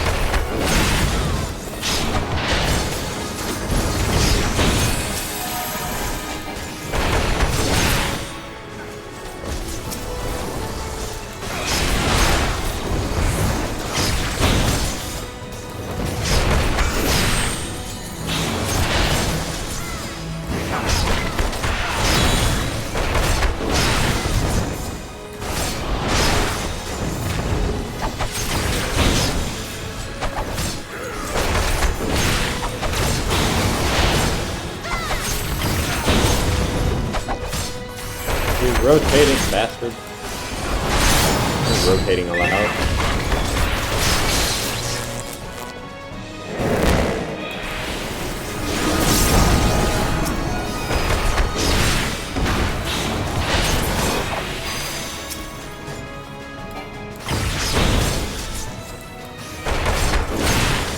And here we go. Nice.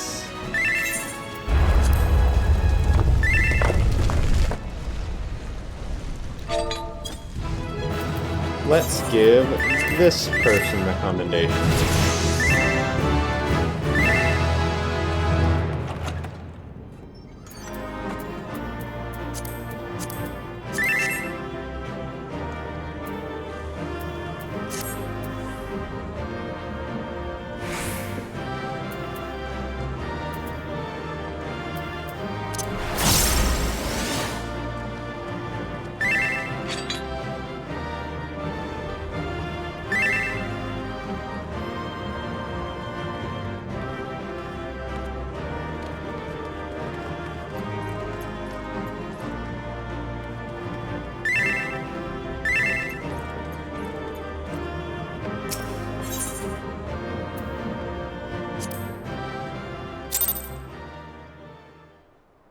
There we go. Okay, wait. See if we can find Thaddeus in here. It's hard to scroll.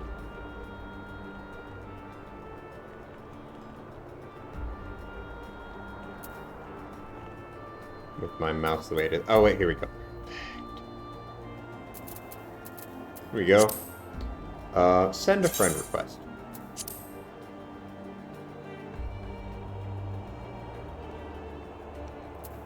There we go.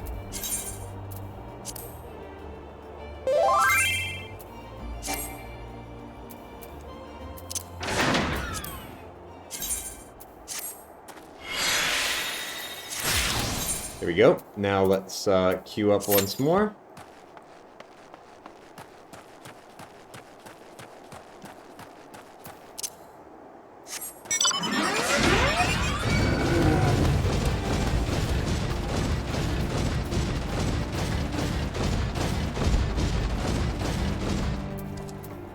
There we go. We're one level away from 50, which is nice.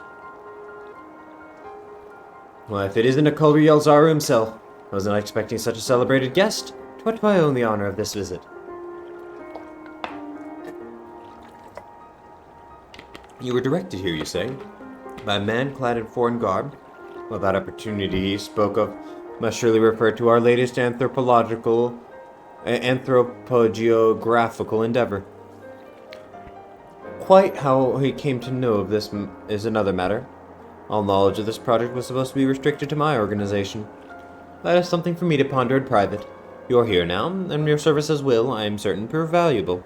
I must warn you, however, that the venture we have in mind is no simple excavation. An unprepared or incautious adventurer could very well find himself on an unplanned and unpleasant journey to Thal's solemn halls. Knowing this, do you still wish to lend us your cooperation? Yep. I rather thought you would say that. Your courage is scarcely a secret. Now the first. Colby!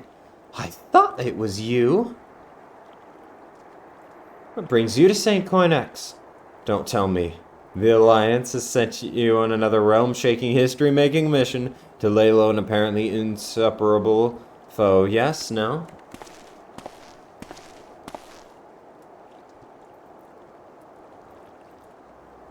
I see you two are already acquainted. That is well. Master Garland, our intrepid hero here, caught wind of the forthcoming expedition and has kindly pledged to assist us. He has he? Glad to know you have you aboard, Akulri. You don't have the faintest idea what you volunteered for, do you? Well, very well, let us begin at the beginning. The sons of St. Coinac are tasked with unearthing the secrets of the long-fallen Allegan Empire, and this present endeavor aims to delve more deeply into the civilization's mysteries than ever before. Ah, but I know that look. In the event that you feel ill-equipped to contribute much on the subject of Allegan archaeology, I invite you to recall your encounter with the Ultima weapon. That mechanical monstrosity represented a feat of engineering far beyond aught Garlemald can presently achieve. Nerotolskeva simply awoke it. I mention this by way of a reminder that you have had what one might term an extensive first-hand experience with notable Allegan relics. In short, you are practically an archaeologist. Now, to the core of the matter. Here in Mordona stands an entire Allegan structure which we have yet to investigate. I speak, of course, of the Crystal Tower. After witnessing the destructive capabilities of the Ultima weapon and the lesser moon Dalamud before it, it seems wise to treat any remnants from that era with the utmost caution. They must be analyzed, monitored, and above all, kept from falling into the wrong hands. To put it plainly, I have no wish to see another megalomaniacal legatus wield one of those weapons. It was this thought which first moved me to contact the Sons and propose that the tower be explored.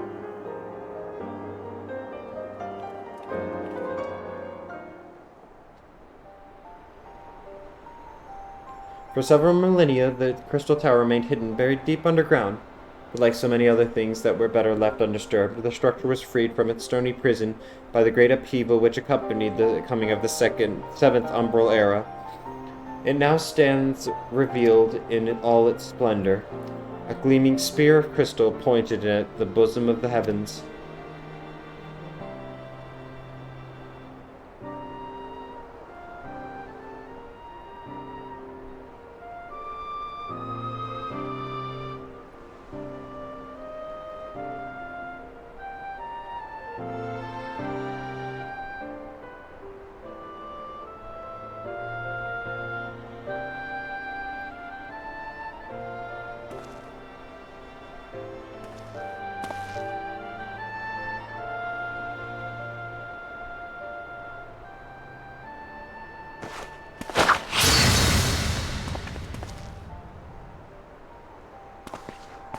We believe the tower to be a repository of much of the ancients' wisdom. Unfortunately, its entrance is guarded by a formidable defense, when we cannot so much as peep through the keyhole, much less set foot inside.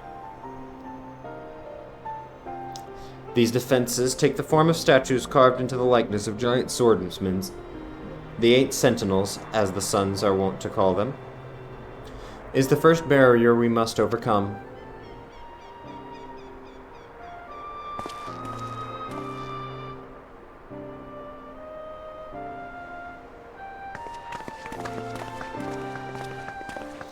Why not simply fly over them in an airship, you ask? I've tried this before. Any vessel that ventures too close is blasted out of the air. We either destroy those statues, or the front door is forever beyond our reach. Cool.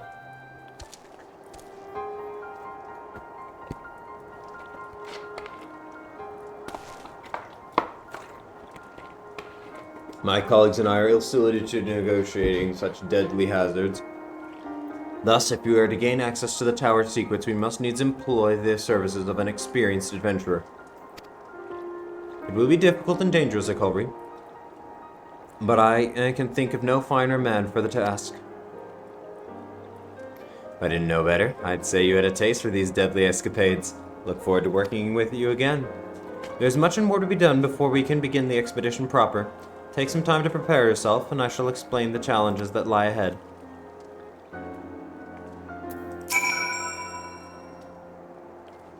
Our first objective is to reach the entrance to the Crystal Tower. As previously mentioned, however, that will prove no easy task. The entrance is guarded by powerful defense mechanisms, each utilizing one of the 4 elements: fire, water, wind, and earth.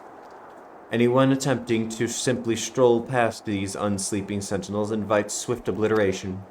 Based on Master Garland's analysis, however, we are reasonably certain that the attacks of these lethal contraptions can be reflected using a crystal of the corresponding element.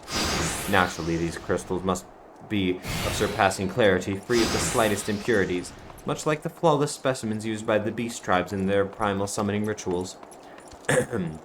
Mayhap I should have said exactly like the specimens they use. Were there any other way, we would not ask this of you. But we need someone to enter the beast tribe's strongholds and liberate their perfect crystals. For the moment, I would have you focus on obtaining 2 of the 4 crystals we require. Pray make for Lanasia, where both the Sapsa spawning grounds and the Ugamora mines are located. You may be certain that the materials used in the beastmen's sacred rituals will be well defended.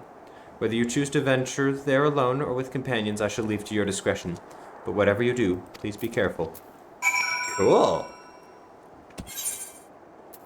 Exciting. I've never done this before. Let's go to the Sapsa spawning ground. I like these guys a little better.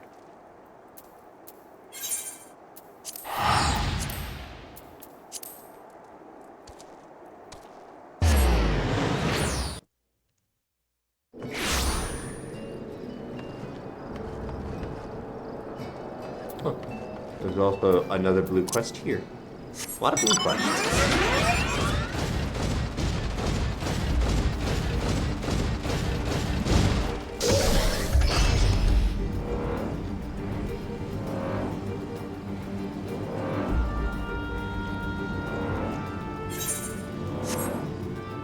Benefit of flight. I can just fly right past the Sahagin.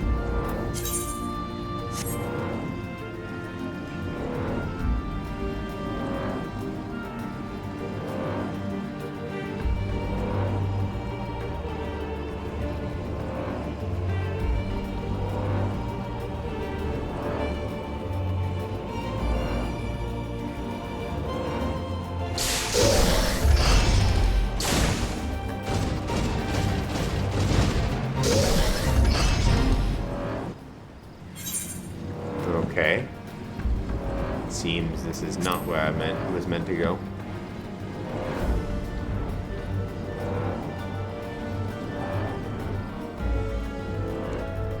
And it seems this is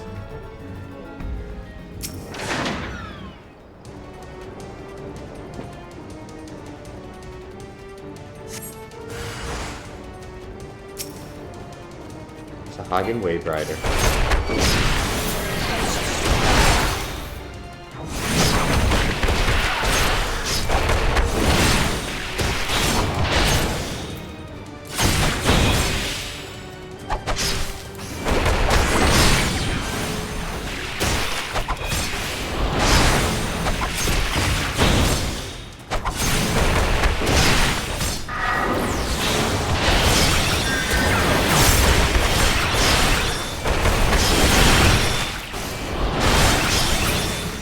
Go.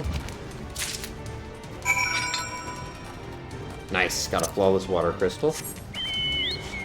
Now let's go to Gamora.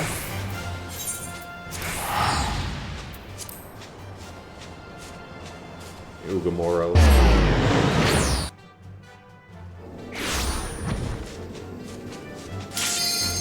Oh, there we go.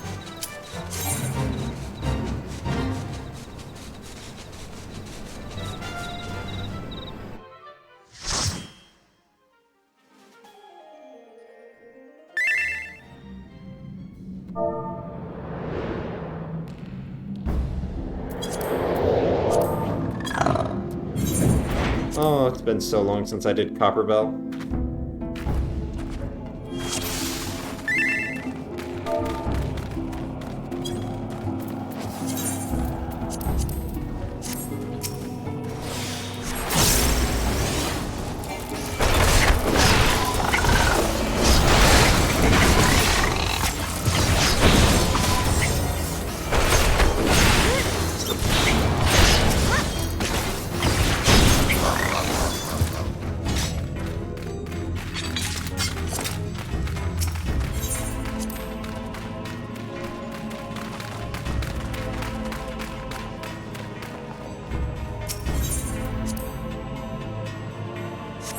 Down we go.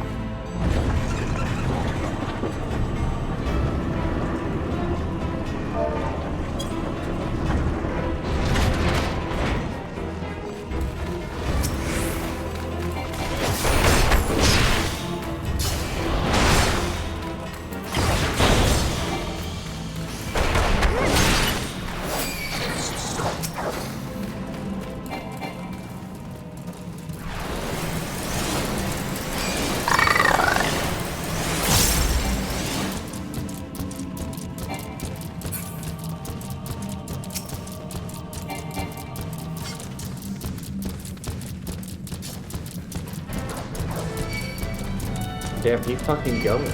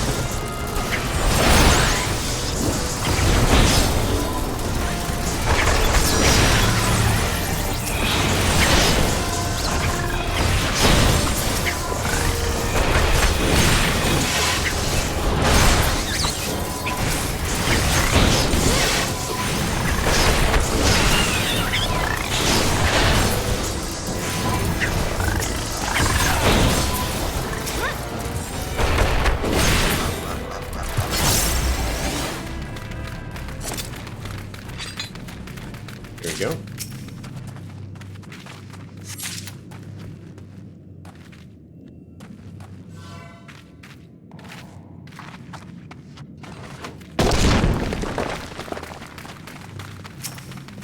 Yeah, this one has changed so much. Every time I come back to it, it's simplified, I swear.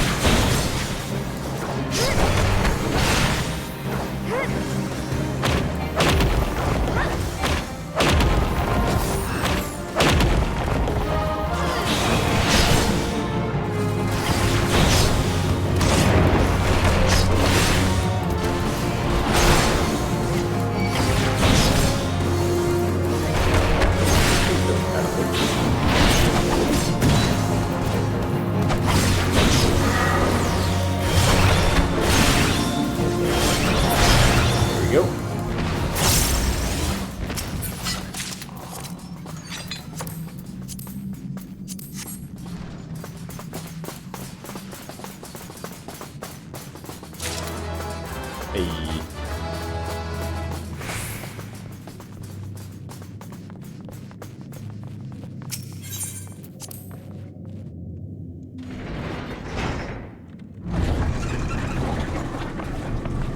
Well, that's an adorable child with a sword, well, with a lance. Take it with the pointy end.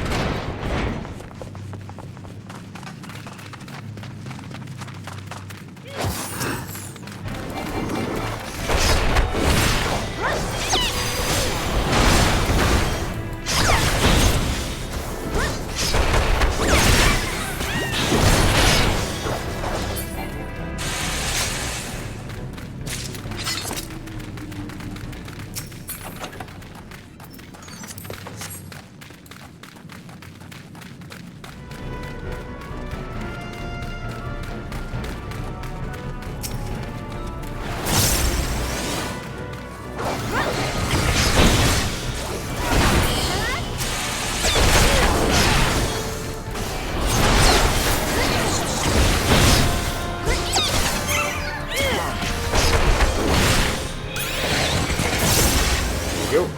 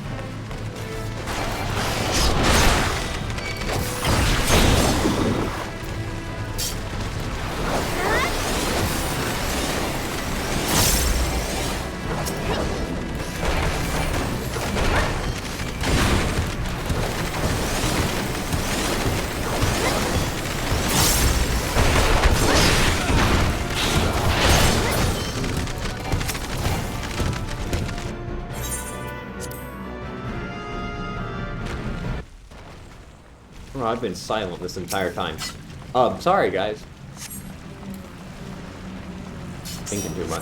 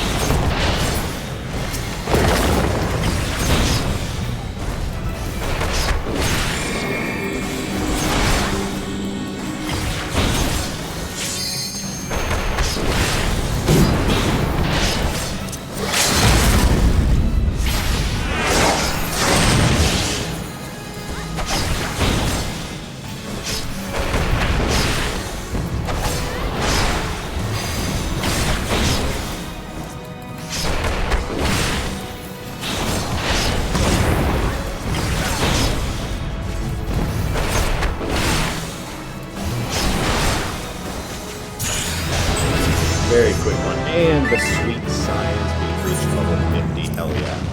GG's. Holy crap! Well, we just got a couple of good things here. Let's see. I think Dragon Kick probably goes up here. It was an attack with potency, blah blah blah blah. You look cool. 3.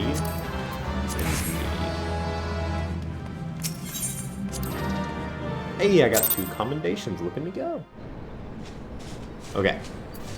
Let's see. Delivers an attack with 240 potency. Grants a stack of Oppo Oppo's Fury. Increases potency boot shine by 200.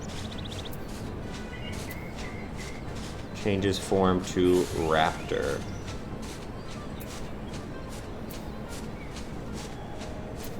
Looks like it's an update for my boot shine combo. Wait.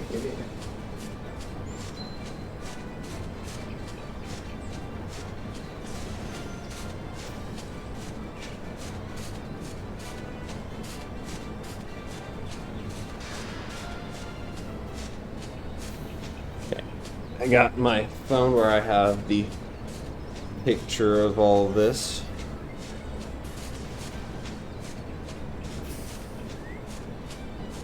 Okay, screenshots, here we go.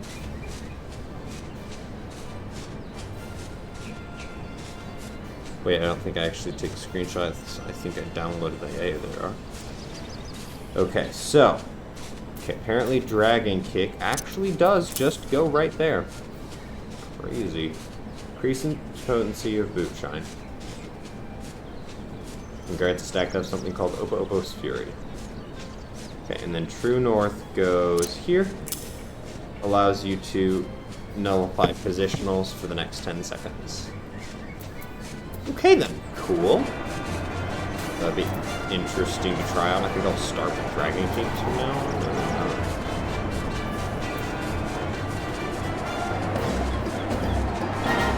A little bit interesting.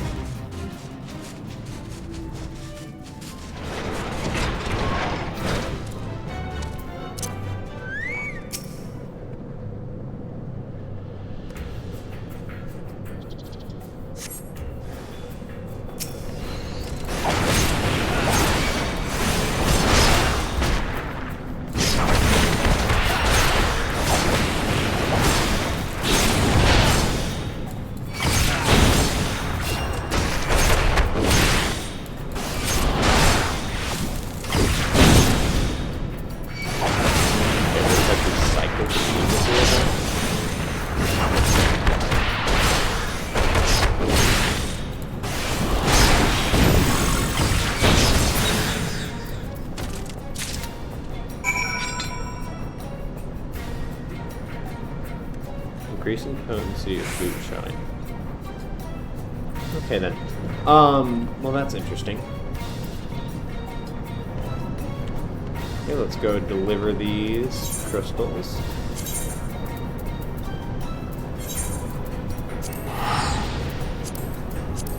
So grants it for 30 seconds. I think you wouldn't want to repeat it then.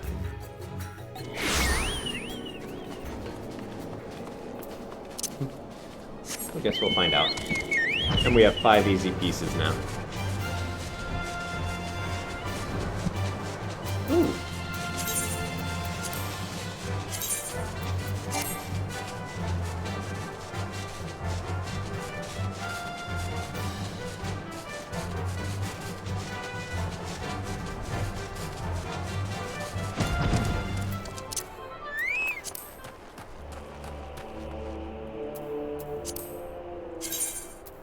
Extract material. Oh damn. Got bunches of new stuff. Hey, my raptor skin thing is useful. Nice. How progress your efforts in infiltrating the beastmen strongholds? So these are the famed flawless crystals of the beast tribes. I've seen countless specimens from... I know not how many excavations, but nothing compared to these. Their purity is astounding. You've done well, Akulri. With these in our possessions, we lack only the crystals of fire and wind. The former lies in Zaharak, the war camp of the Amalja in Thanalan, the latter in Nathalan, the roost of the Ixal in the hills of Kurthus. You can expect them to be as closely guarded as the first two, if not more so. Still, I look forward to receiving word of your resounding success. Well, thank you.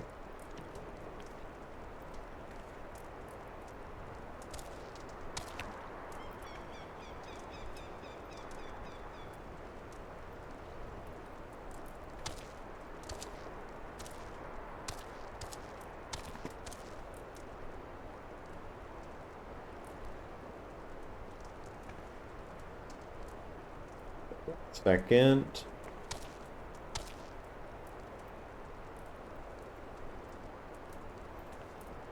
Okay.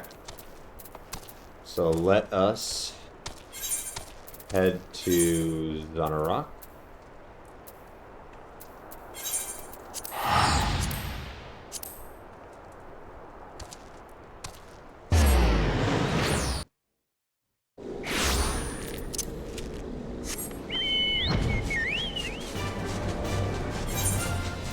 I'm so happy that this has gotten put to use.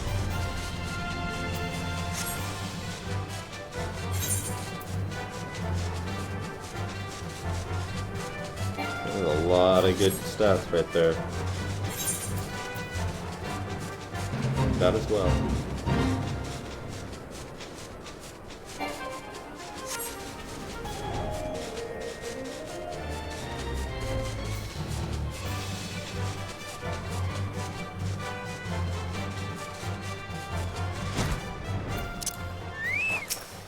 Take this guy out first.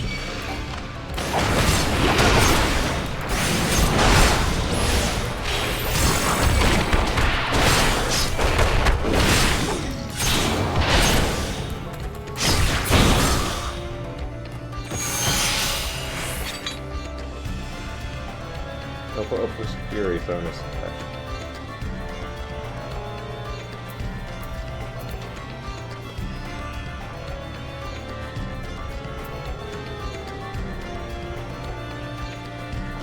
Fury. Yeah, I'm not trying to figure out how that all works.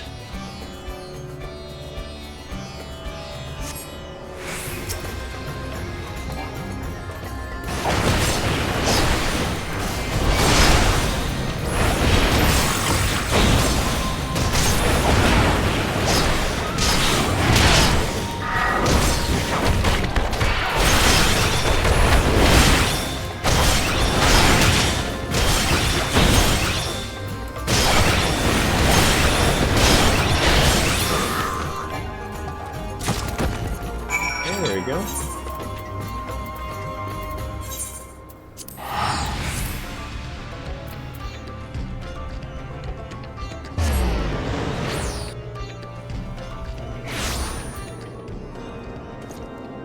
Look at performance bonus.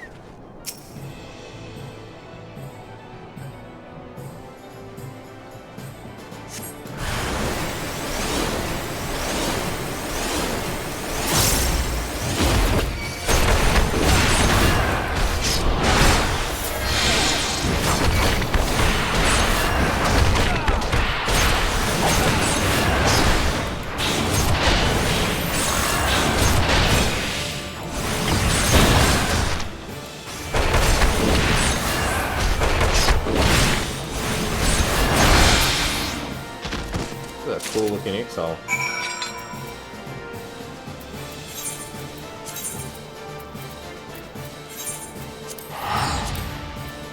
You're a cat.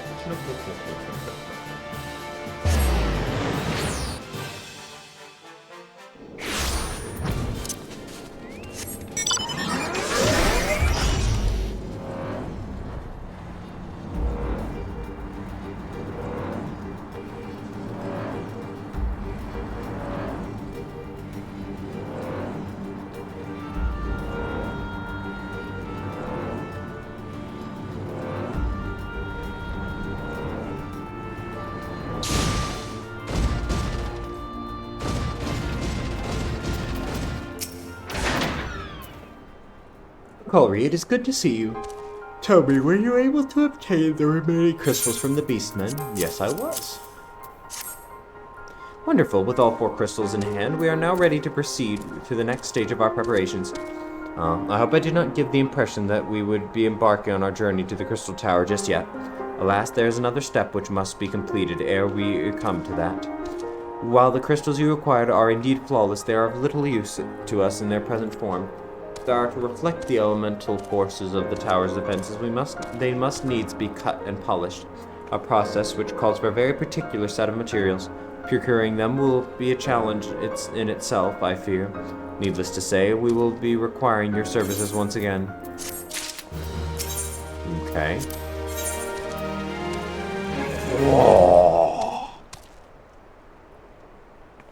Holy shit.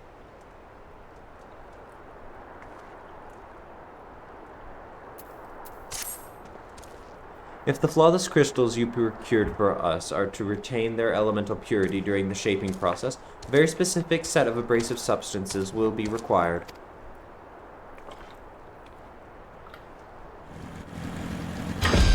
Well, I say substances,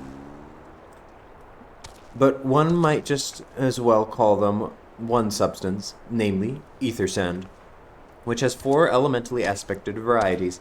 Alas, ether sand is neither common nor cheap. Indeed, it is not unusual for the abrasive to exceed the value of the precious stones it is used to polish. Given the rarity of the materials in question, the Goldsmiths Guild in Ul'dah seemed the likeliest place to purchase the quantity we require. When I contacted the guild master, however, I was informed that no ether sand was currently available. Though I requested that word be sent as soon as new stock came in, I have yet to receive aught but apologies.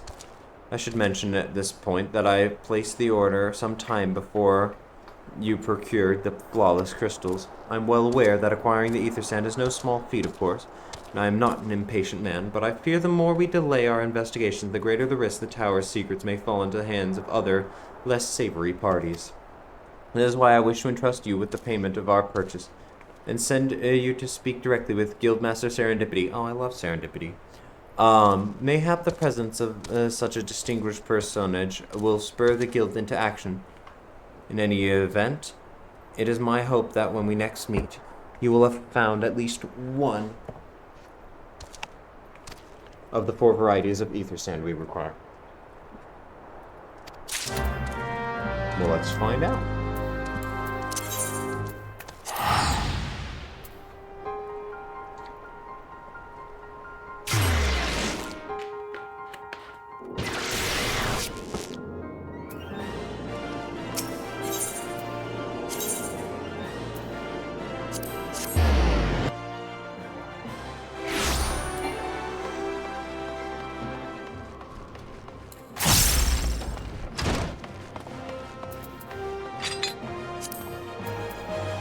Anyway.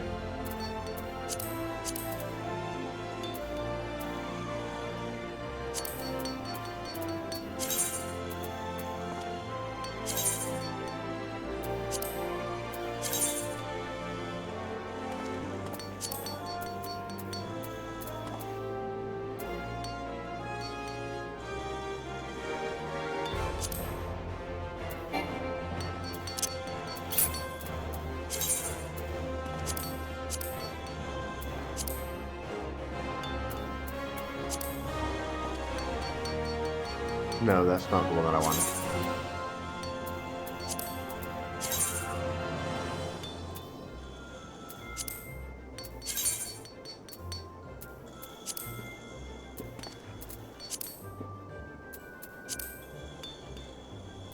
No, I want it the other way around. How do I do it?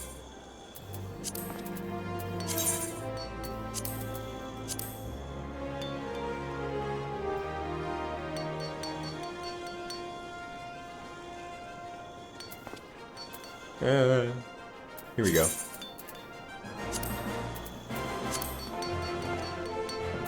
No, that's also not what I wanted. Never mind. We'll just leave it. I don't care, really. Oh, Master Yosari, welcome, welcome. What brings you here, if I may ask?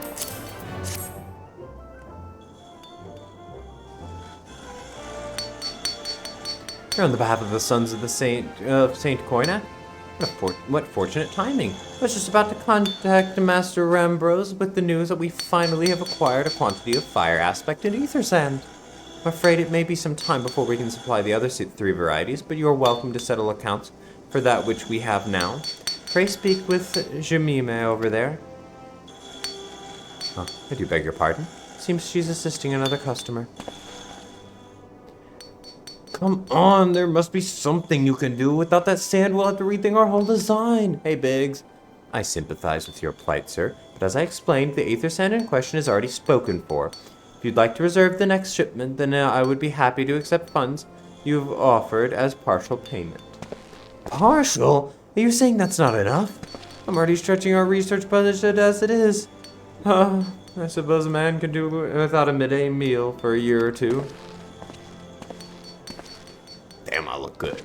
Nicole, it's been too long. What brings you here then? Got your eye on something expensive, have you? No, I just make it.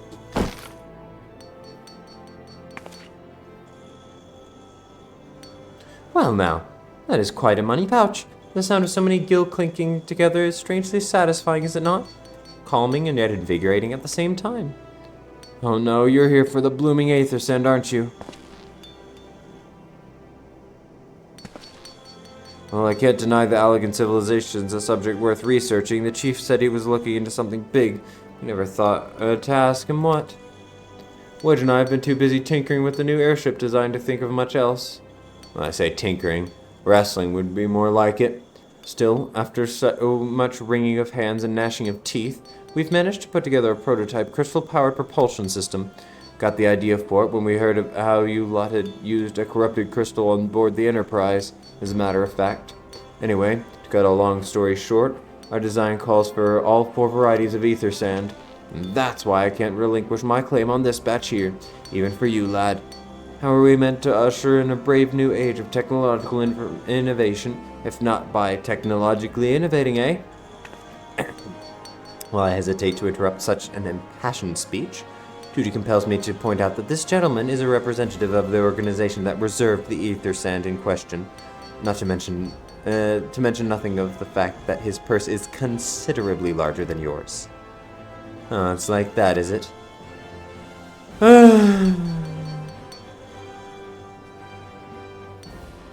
Alright, this batch is yours. I'll let you have it. But if you're going to take my sand, it's only fair you grant me a role in this project of yours. I'll take that as a yes. It's not every day you get the chance to experiment with the wonders of the ancient. Any luck? They'll inspire me to think up another technological innovation or two. Silly Biggs. Now then, from what you've told me, I'm guessing you'll be needing the other 3 varieties of elementally aspected ether sand as well, right? And rather than sitting on your rump waiting for a shipment that may never come, I reckon your time would be better spent looking for the stuff yourself. And it just so happens that I know a good place to start. There is said to be a peddler in northern Thanalan who very occasionally handles the earth aspected variety of ether sand. Wedge is in the process of confirming the rumor as we speak. I know what you're thinking. When did my timid little friend decide he didn't need me to hold his hand anymore? The answer being, just the other day. Seems he's been inspired by a certain adventurer's heroic example. I thought he was joking when he volunteered to go to Thanalan without me. I just hope he manages to stay out of trouble. Head out to Blue Fog and you should find him poking about with his new bodyguard. Oh, did I not mention her? Wedge thought it would be wise to hire an adventurer to accompany him, just in case your heroic example turned out to be less inspiring than he first thought. Well, given that our next quest for the monk, which was the original purpose of this, is right here, I say we end the episode here, and I'll see you guys in the next one.